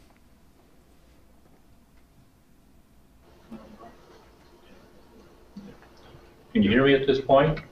Yep, go right ahead. Okay. First, I'd like to make a comment. 72 years ago, the east wind rain descended upon this nation.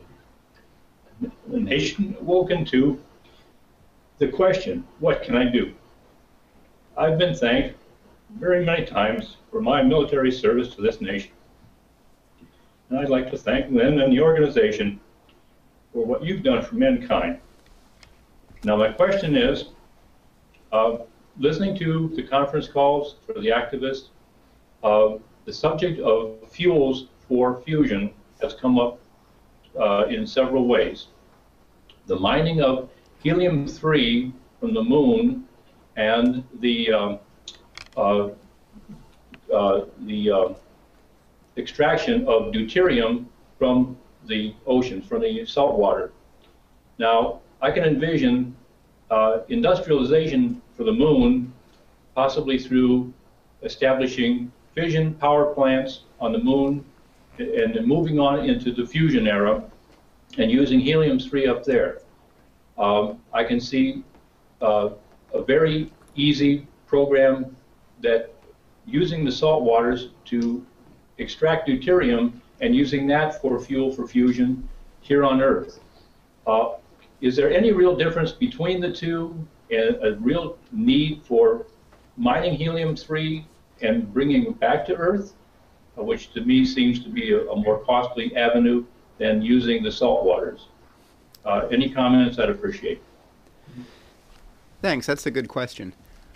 So on the distinction between the deuterium that we get out of our seawater here on Earth and the proposal for mining helium-3 on the moon, in both of these cases, the substance named is not the only fuel. Fusion is a combination of two different, well, it could be one kind of fuel, but typically it's a combination of two. For the use of deuterium from the oceans, for example, the deuterium would have to be fused with tritium. Now, deuterium is hydrogen with one extra neutron in it, and tritium is hydrogen with two extra neutrons in it. We would get the deuterium from the water, and we can create tritium from lithium. If you hit lithium with neutrons, that's our source of tritium for these kinds of processes. So the experiments that we're using on the Earth presently, for the vast majority of them are DT fusion, deuterium-tritium fusion. The benefit of using helium-3 is that when helium-3 is fused with deuterium, all of the created products, which would be a proton and an alpha particle or a helium nucleus, all of the products would have an electric charge to them. Something that has an electric charge can be controlled and directed and contained with a magnetic field. So the benefit, the long-term benefit to being able to use helium-3 on the moon is that it's a easier to use power source if you have the helium-3, and because you can direct the path of the products of fusion by the use of a magnetic and also electrical fields, it has much more potential to be directed for the use for a fusion-powered rocket, for example. On the economics of bringing helium-3 back to Earth, maybe we'll have to reapproach that one as we get a little bit closer to making that a reality and consider it. So I hope that clears that up.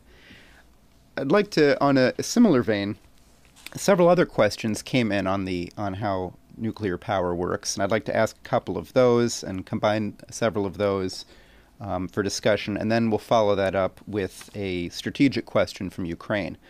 So some of the other questions that came in on nuclear technologies, Ted Holden asks about thorium, that he's heard a recent statement from the director of CERN that thorium would be an excellent energy use for the future, energy resource for the future. Could we comment on that?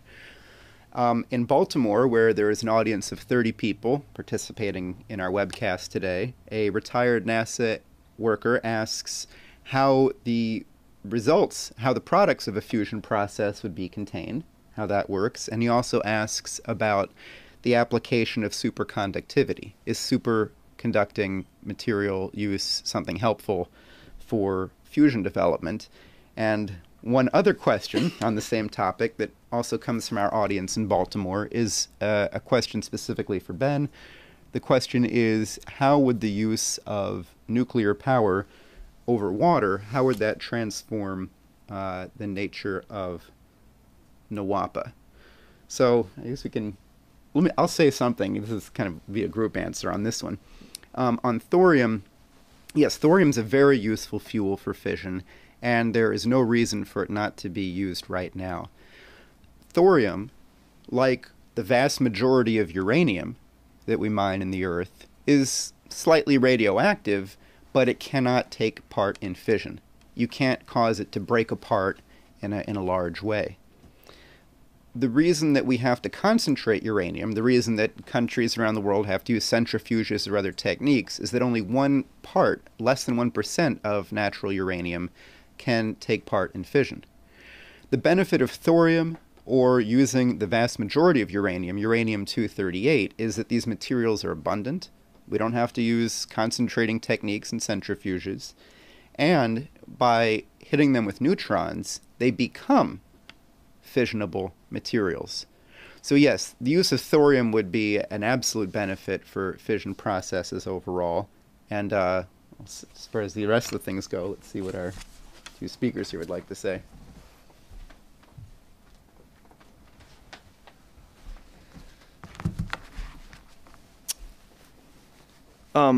Say briefly on, I think I touched on the NWAPA issue in broad strokes. There's more in our report, which you can find online. The main component is there are serious pumping requirements to moving the water. So the original design called for collecting water and then running it through a hydropower turbine system, running it down a cliff or a mountain through a channel and spinning a turbine to generate electricity. And then you'd use that electricity you got from releasing some of the water you collected into the ocean. You'd use that electricity to then pump the rest of the water down into the continent. Now, if you move to a high energy dense fuel source and you develop fission, but we should really be thinking about what we can do with fusion systems, you can have a very high abundance of power needed for all the pumping requirements, including, as was mentioned, desalination systems, which also will have a whole dramatic effect in improving the existing water supplies on the continent already. So it is a qualitative upgrade in the NWAPA system overall. And I think the best way to look at it is look at the interrelationship between energy flux density, fission, fusion power systems, and the productivity of the continental system as a whole. And this interesting relationship that mankind can create where we apply higher levels of energy flux density to a system and enable a higher level of productivity, in this case measured in photosynthetic activity, green plant growth, the use of water for productive purposes with the biosphere, with agriculture, with the human economy on land as it cycles through the continent. Again, you're going to overall have the same input and output. We're not creating water out of thin air. We're not, making it out of nothing. It's there. It's coming in. It's leaving. We're ensuring that it comes in further into the continent, participates in productive processes like plant life, like photosynthesis, and then exits after doing some effective work. And fission and then fusion increases our ability to do that. I would just add one thing on the thorium issue, because there's a big excitement around thorium, and I think there should be a clear word of caution on some of the excitement, the way it's posed, that I've seen, at least, in terms of people I've spoken with and reports I've seen. There are some benefits with thorium. It's certainly a great fuel. It has certain characteristics that make it more beneficial over uranium for certain properties. But we also already have a whole uranium infrastructure set up to mine uranium, so there's a whole consideration of to mine, process, and everything. There's a whole infrastructure question involved in redesigning systems. But I think all those are secondary notes, because the way I've seen it posed is that the reason we don't have nuclear power is because uranium is a little bit too dangerous. And if we had thorium, then we'd be okay. And that's a very dangerous fallacy to get sucked into, because the reason we don't have nuclear power is not because of an inherent problem with uranium and a bad choice to not develop thorium. It's because of this imposition of a zero growth paradigm that we've seen. It's the same issue for why we haven't developed fusion. You think thorium's a good fuel source. What about deuterium? There's plenty of that around. Lithium, plenty of that around. And even a higher quality source. So the question has not been so much a technical or scientific question, but a political question, a strategic question. Our policy has been increasingly dominated by this zero growth paradigm, which is been under the influence and control of this entire transatlantic system, tied to the likes of the Queen of England and her associates in the British monarchy and the British establishment, who are on record many times over decades, them themselves and their predecessors going back generations, in being intimately committed to managing the vast majority of the population as if they were serfs, as if they were cattle. And the most recent decades and generation, 2 generations, has seen an increased commitment from this crowd to not only crush and control nations for their imperial objectives, but to lower the global population down from 7 to 1 billion people or less. The greatest genocide that mankind has ever even conceived. And that is the active policy of this grouping. And that's been the driving factor in the dynamic of zero growth, green environmentalist policies dominating and ultimately destroying the economies of the transatlantic system. So now we have an opportunity where the reality of that breakdown process is manifesting itself. The reality of the genocide of their views has manifested itself. If you take the Queen's own reactions to the Copenhagen Climate Summit, for example, and the brutal, disgusting austerity policies attempting to be imposed throughout the United States and Europe through bail-ins, austerity cuts, etc., people are now getting a clear sense of what, even if they don't understand the entire framework of where this is coming from, they understand the general direction, and now we have a chance, a real chance, to ally with this Pacific orientation towards an orientation towards growth, which we've obviously discussed here in detail. So I would add that as, I think, a very important consideration. Obviously, we didn't have as much time to detail all those considerations throughout the address because we wanted to focus on the positive prospects that we should be fighting for, and that these concepts of the future that we can create should drive us every day to be unrelenting and committed in the political fight day to day to ensure that we defeat the people who want to block this and to ensure that we make these policies a reality.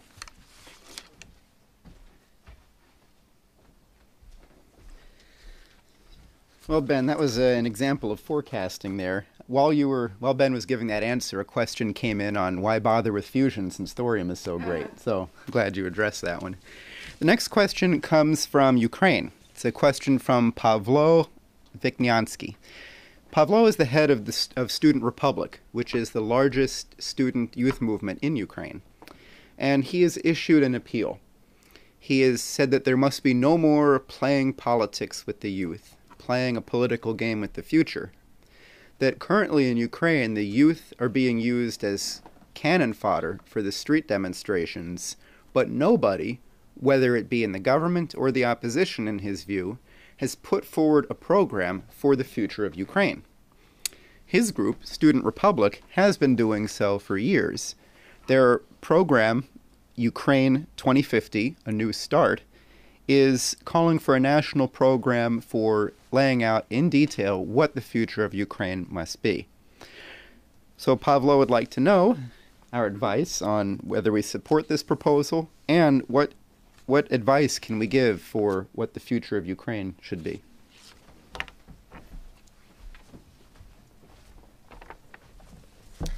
I would just start by saying, what we've heard of the proposal sounds like it's moving in the right direction. I want to add and I referred earlier to, it's a specific case that indicates the scientific and technological potential that you have in Ukraine, and which of course reflects something about the culture of Ukraine. Something which I think that, and I think Ben actually mentioned this earlier, something which the nation of Ukraine can embrace and should embrace moving in this kind of direction is one of the children of Ukraine. He's Russian-Ukrainian, but the great scientist Vladimir Vernadsky, and I am sure he would look with disdain upon the policies of the EU. But in terms of the fundamentals of what we're talking about here, I mean, not only did he do a lot of work in Ukraine, but also in Russia, looking at how to create the real physical economic development of that territory, but he really studied the bulk of his work, which is sort of the fundamental question here, was he actually studied the distinction between different phase spaces, what he called the abiotic non-living, the biosphere, the domain of life, and the domain of the noosphere, which is the domain of cognitive life. And he made the point from a rigorous scientific standpoint, and Lyndon LaRouche has developed further upon this, that life and cognitive life are fundamentally different. And that's why, that's another reason why what you're seeing, the policies in Europe, which Ukraine has rejected, is so significant. It's really, comes from a view of man, which is that man is essentially a beast. And that he, in the case of the policy of the EU, shouldn't even have, let alone access to the ability to develop his creative powers, doesn't really even deserve access to a basic standard of life. But I think someone to really, Vladimir Vernadsky is very important in this respect, as also Lyndon LaRouche, but Vernadsky has this specific Ukrainian connection, of course, in terms of actually really looking at the sacredness of the sacred nature of the creative powers of the human mind, and that these are to be developed, and that the biosphere is to be transformed. It's actually lawful that the biosphere be increasingly transformed by the powers of the human mind. So I would say that. I also just want to refer to the fact, I think we should note that today is Pearl Harbor Day. And I don't want to make an analogy, I don't want to make too strict of an analogy, but one point to be made about Pearl Harbor Day, there's many points which could be made. It's a point that Mr. LaRouche has made, which is how this act, how this event sort of radiated and transformed the psyche of the American people, where they had a realization that, we were in war, and he talks about how people's state of mind was transformed when they heard of this event. Now, I think you could say to a certain extent that what the actions of Ukraine this week, they didn't of course occur today, but in rejecting this transatlantic system, they might not have had, our population is not as astute as they should be, but I think there's that sort of significance there. It's a sort of a declaration of war against this, a statement of intent. And, it's certainly, when I heard about it, it had a sort of shocking effect to people who, think about, hold up the idea of the EU when clearly this is, it's like the emperor's new clothes. There was nothing there. And Ukraine came out and said, there's nothing there. There's nothing we want to be a part of. I think really that declaration, for people who want to be honest about the state of affairs in the world, should have that same type of effect. It was a declaration that this system is dead, and it's very good that Ukraine did that. But I think it does have that kind of import, and if people haven't made that realization, they should, because that's actually what was signified by it. So Ben, if you want to say any more. Okay.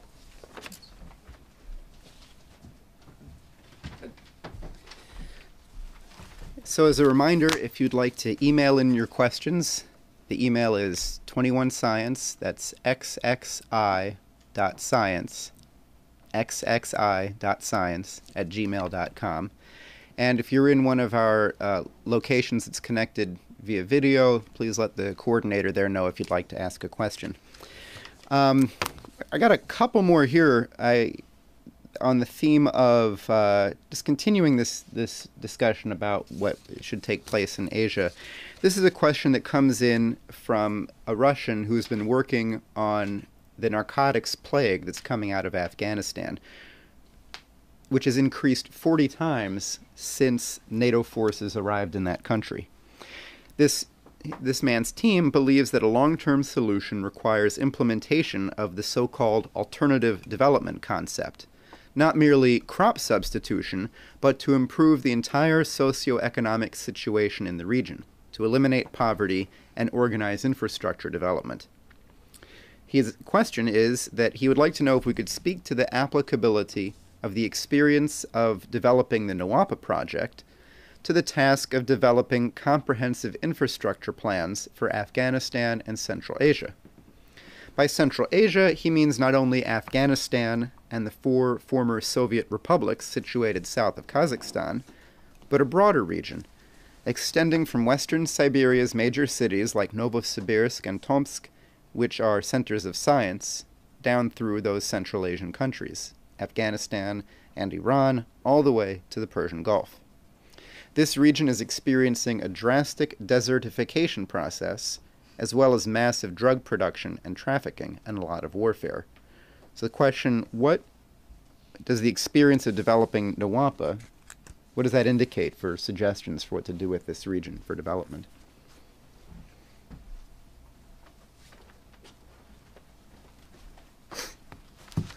I can contribute 2 thoughts in response to this question. First, I think it should be stated clearly that the issue of the drug challenge in the region, and also what is often closely associated with the terror operations, should be seen from the standpoint of the role, the historic and continuing role of the British Empire and the Anglo-Dutch region in promoting these mechanisms of strategic control and conflict in especially this region, among others. I think we just have to make sure that that's also recognized as a critical factor in considering what can and can't be done. And as I said, within this whole discussion, all of these perspectives depend upon a major global shift and really removing the power and influence of this imperial system so we can move with these projects. And with that stated, I think absolutely the principles of Nawapa can be considered and investigated in detail.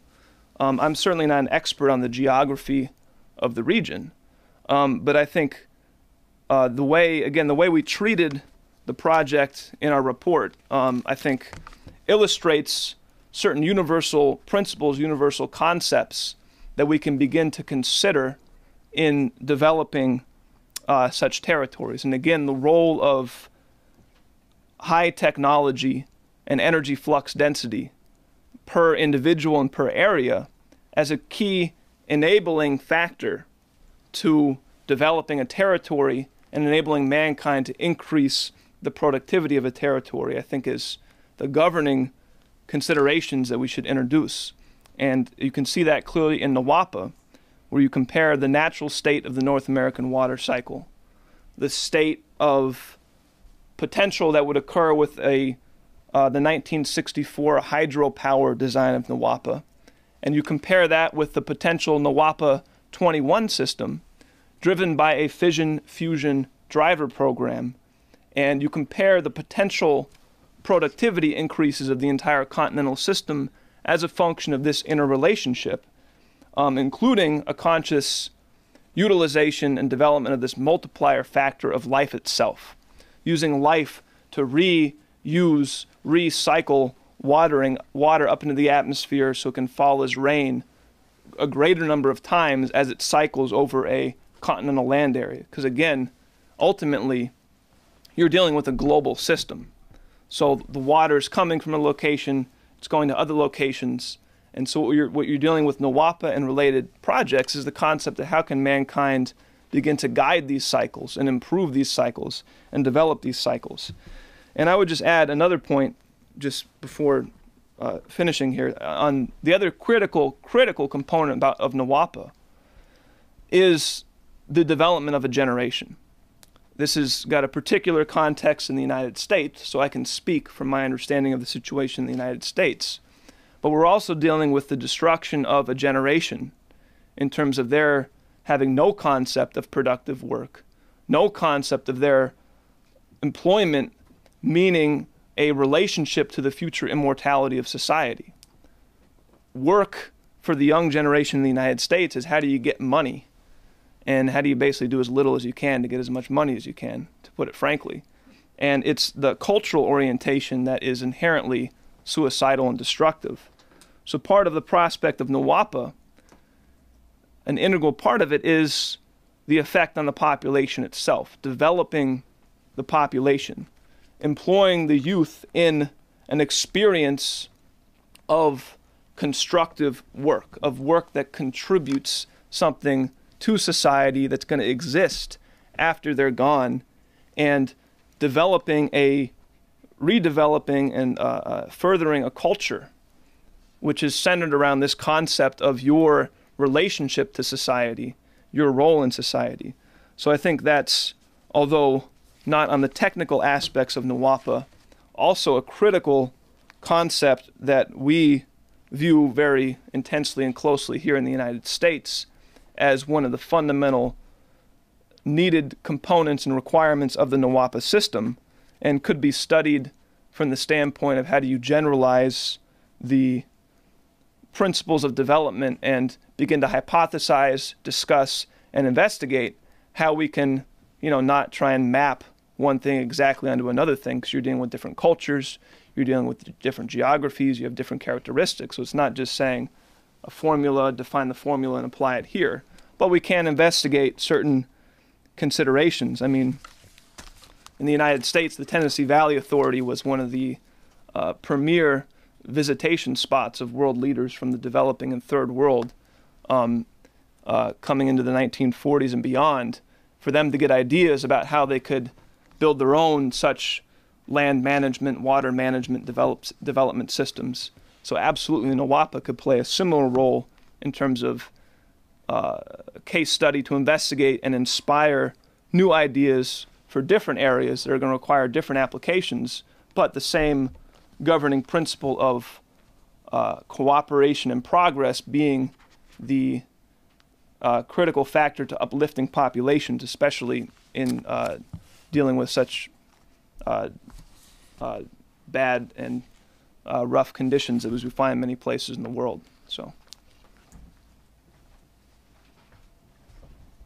I would just add very briefly, we've produced some material on this, but it is the case, if people are unaware, and I think it's clear that the potential of what we could look at doing in this area would not be limited to this, but it is important to know that there are actually plans for northern Russian river reversal projects, which would function in principle similar to NWAPA. Those were developed decades ago. And rather than making a specific point about those projects, is the fact that they were largely, the prospect of actually building them, there has been some recent discussion, was shut down by this environmentalist lobby. And I think the point that Ben made is, in this part of the world, it's the same empire, the same oligarchical system, which pushes drugs and promotes the drug trade in this area. This is the same, it's all about, they're for depopulation. So whether it's trying to sabotage any kind of economic development in this area or pushing drugs and the drug trade, that's the motivation. And I think Ben's point that unless this is shut down in this part of the world, but globally, we aren't going to see the kind of progress that we need to. But I just wanted to make that point, that there are actually plans. We shouldn't just look into these plans. We should look more broadly. But they've been shut down in the past, and that's because, really, in a sense, we haven't defeated the oligarchical system in this part of the world and around the world. We haven't finished it off yet, and that's what will be ultimately required. So, let's end there.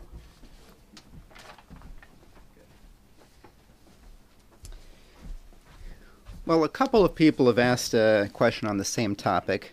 Doug Mitchell in Australia and Mike in Seattle both want to know about Fukushima. Here's what the United Nations Scientific Committee on the Effects of Atomic Radiation has to say. Radiation exposure following the nuclear accident at Fukushima Daiichi did not cause any immediate health effects. It is unlikely to be able to attribute any health effects in the future among the general public and the vast majority of workers. Okay. The next question is comes to us from Stephanie Freeman, who leads a discussion group, and she sent in a question via email a few days ago. She writes, "Greetings. In recent weeks, a small discussion group I moderate have been closely following the flurry of activity surrounding Glass-Steagall and the Trans-Pacific fusion economy. We've noted that the current economic system, including the production of electrical power and essential foods, among other products, is dominated by a handful of gargantuan transnational corporations and Wall Street banks who are dedicated to zero growth by tightly controlling the form and function of all life on Earth, and enriching themselves by deliberately suppressing worker wages, while corporate CEOs are paid outlandish salaries and corporate perks. The questions which I offer on behalf of our group are these. Besides the reinstatement of Glass-Steagall, would a simultaneous reinstatement of the Sherman Antitrust Act and the stopping of the Trans-Pacific Partnership, which is actually a thinly disguised corporate coup d'etat, would this ensure that these technologies of the future, including fusion power, won't be monopolized by a tiny handful of gigantic transnational corporations who will put evergreen patents on all the technology, including R&D, which will deprive poorer nations of fair and equal access to these same fusion power technologies so they can rebuild themselves? And a follow-up question. What will be done to raise the intellectual quality of our nation's poorly miseducated youth in order to prepare them to become competent, critical thinkers who will be able to handle the challenges and opportunities which a fusion-based economy will bring? So, that is our question from Stephanie Freeman.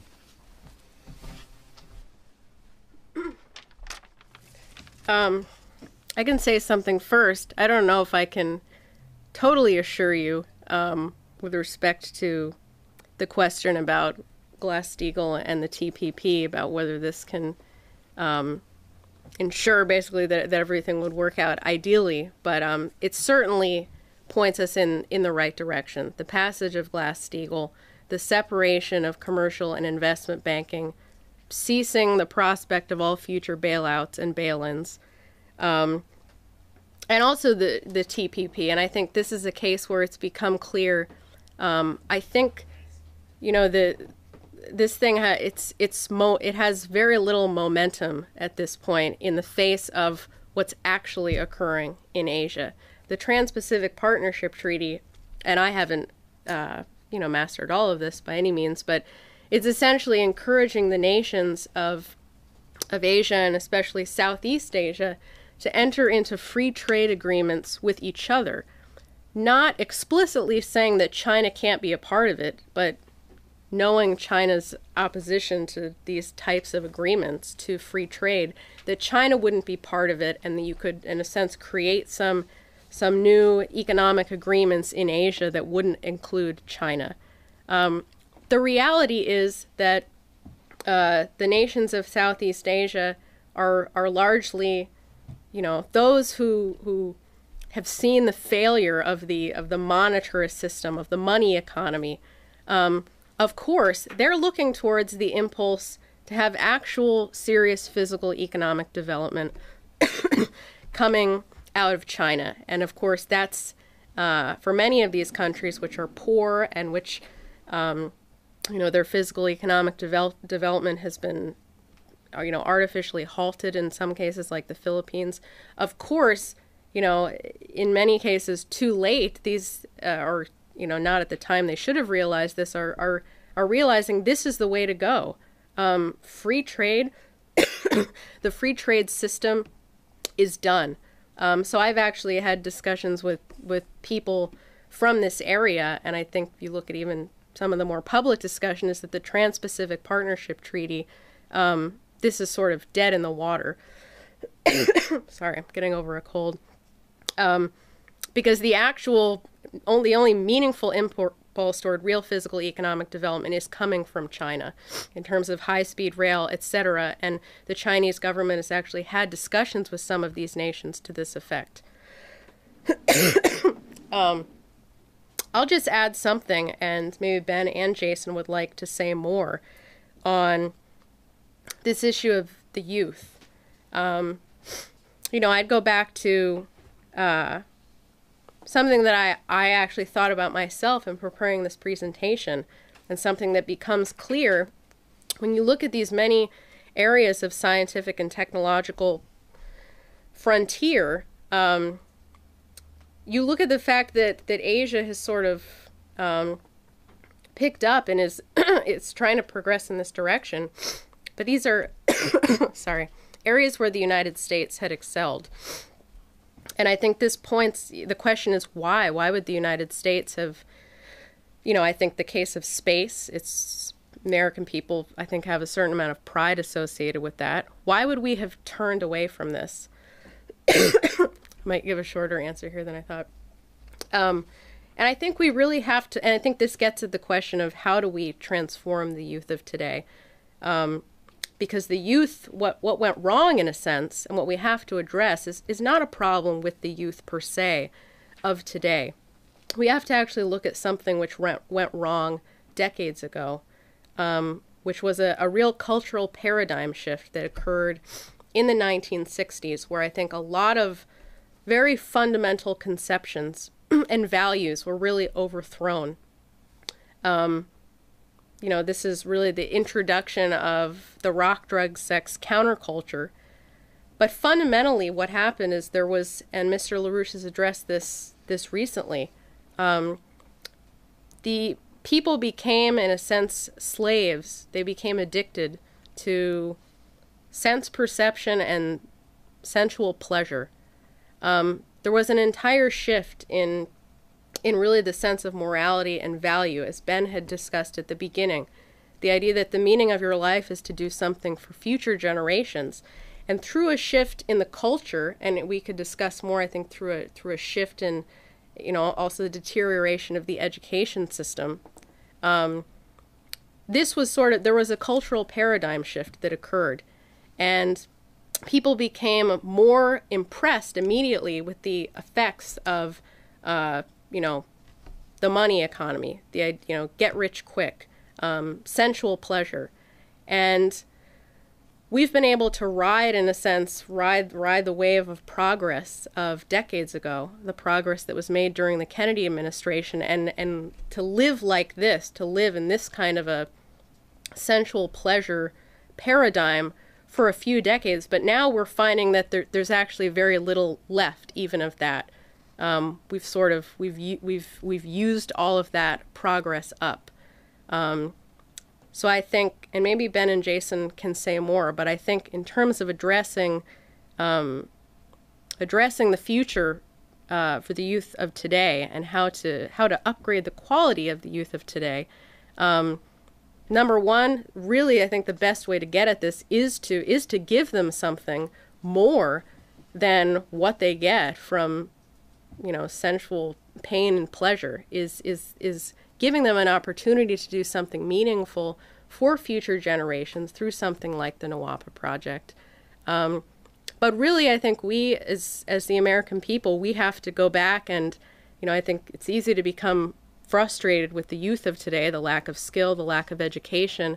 But really, it was a shift that we allowed in the culture of the United States toward a completely different and immoral set of values that occurred, really at the time of the assassination of Kennedy. We have to actually correct that error if we want to actually do a favor to the youth of today. We have to address the problem, which was there. So maybe you guys want to say more.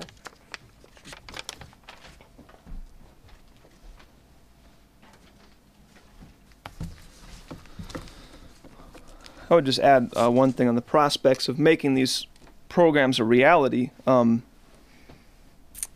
The first is going to be just recognizing the depth of collapse in the United States.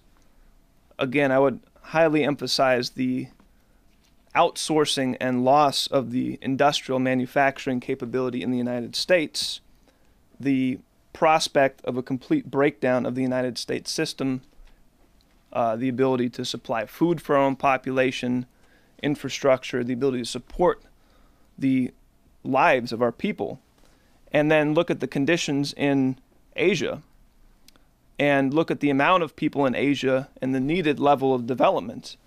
And I think we have to start from there. And we have a certain potential strategic alliance among these nations. And I think the alliance between these nations will be sufficient to create the dynamic needed to overpower issues such as free trade agreements, monopolization, these types of conflicts that come up often, which are associated directly to one degree or another with this imperial system, including emphatically the role of Wall Street as a mechanism of influence and control on our nation. But if you really think about the power of the United States, China, Russia, South Korea, Japan, entering a series of discussions on long-term development being the core, the basis of our strategic relations between our nations, you're talking about a major global revolution that will shape the dynamic of the planet. And that is the force, I think, that can overcome a lot of the challenges that are going to be faced in ensuring that the development of the populations and these great projects and these great technologies are actually implemented. And just as importantly, we're able to create the environment where the next levels of breakthroughs can be made, the next scientific discoveries, the next fundamental revolutions in science, overturning the entire paradigm of physics that have existed up to this point. That is provided to the next generations. And I would just would also like to add a point on the youth generation, because I think it goes to the same idea. I mean, one, I would say Mr. LaRouche has made the point, and I've listened to him closely when he said this, because I've also been very concerned about the issue of the youth generation, because it becomes a systemic factor. And he has emphasized the need to work with the leadership, the inherent self-emerging leadership of the generation. And I would add that that the fundamental issue is ideas and concepts. And the most fundamental issue we're discussing here today that is really confronting mankind, society as a whole, is what is mankind? What is mankind's purpose, nature, and destiny on this planet and in this solar system and eventually in this galaxy? And it's going to be the few people who really take up those questions and develop new, truthful ideas concerning what mankind's purpose and role is that are going to be the leadership that are going to move society forward out of this crisis over generations, over the coming generations. So I think that's an important point to put on it. It's not just getting a mass movement of the young people you see today to agree to something. It's finding leadership who are willing to take responsibility based upon a new conception, a new developed conception that we provide of what mankind's destiny and mission is, that are going to be the next generation of leadership. And we should absolutely be thinking from today, from day one, in terms of a multi-generational perspective. We should be thinking 2 generations down the line. We should be thinking about the current generation, the next generation, and the next generation, and thinking about the projects we start today, NWAPA, the commitment to fusion, the Bering Strait, the Arctic development, the space exploration, mankind having control over the entire territory of the inner solar system. We should be viewing these are projects we're committing to now, but aren't going to be completed for a decade in some cases, maybe 2 decades in other cases, maybe farther in other cases. But we're thinking from the standpoint, we're acting today from the standpoint of the fact that they are going to be completed. They are going to be done. They are going to be the most important things that are happening over the next 25 years. And they're going to create the potential for the development of an entire generation, which lays the basis for the development of a new generation of fresh, developing in the context of a progressive, developing society oriented towards creating the future. And we should always be thinking about multi-generational views on those terms.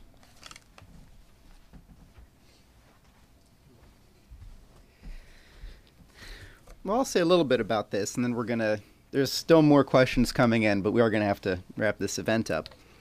On the youth, the goals of science and the potential of culture are phenomenal. We've got so many...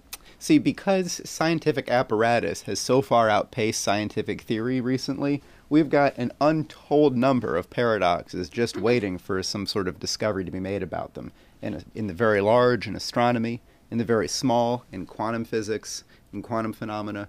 So, in terms of a mission for the youth, like, take fusion, for example.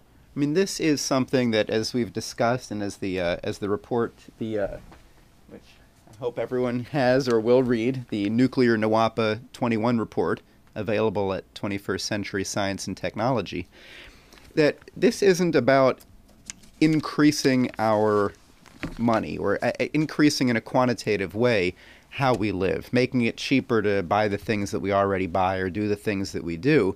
This means that we're going to have a transformation that's on the level of the shift from using wood for home heating and things like this to coal, to being able to actually run machinery.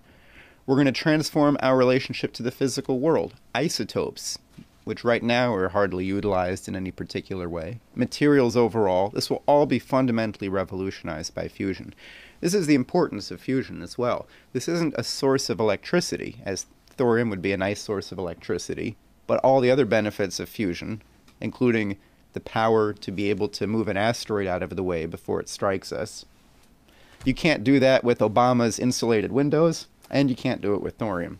You need fusion. Also, we've got so much room for improvement, is a charitable way to put it, on culture.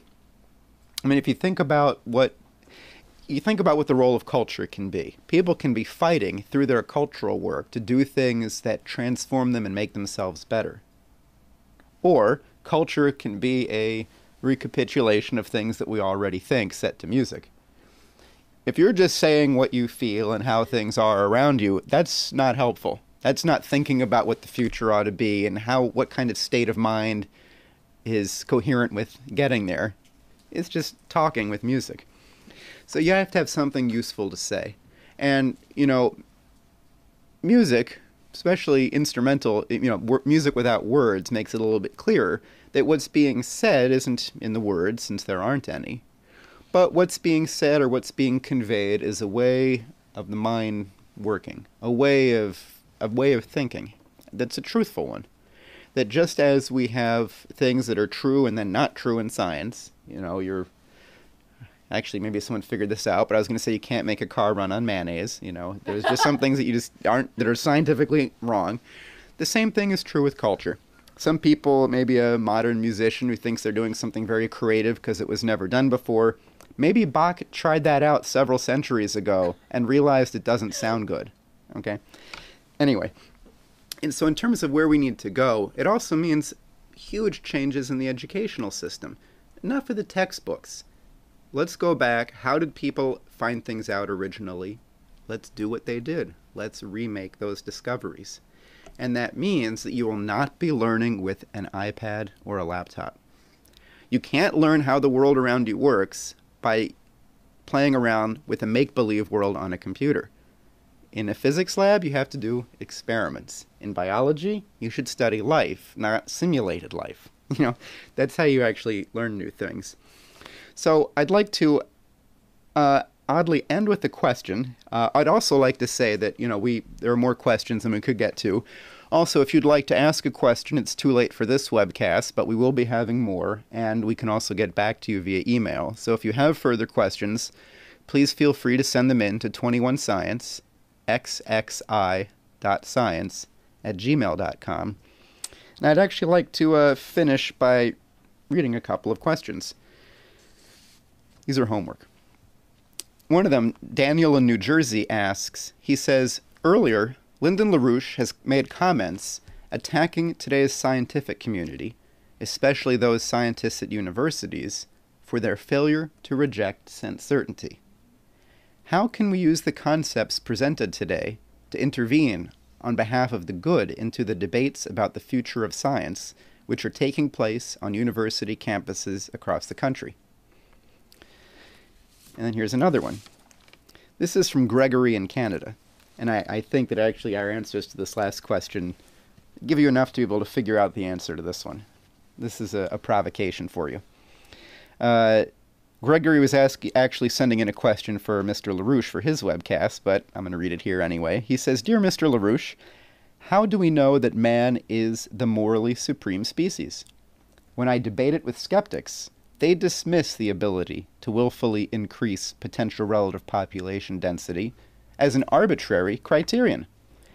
They say it's like making speed the criterion of superiority, knowing that there will be a race between a jet and a truck. What makes man his own reason to exist?" So I'm going to end things there with that question. See if you can answer it. And that'll bring this webcast to a close. We'll see you next time. Thanks for joining us.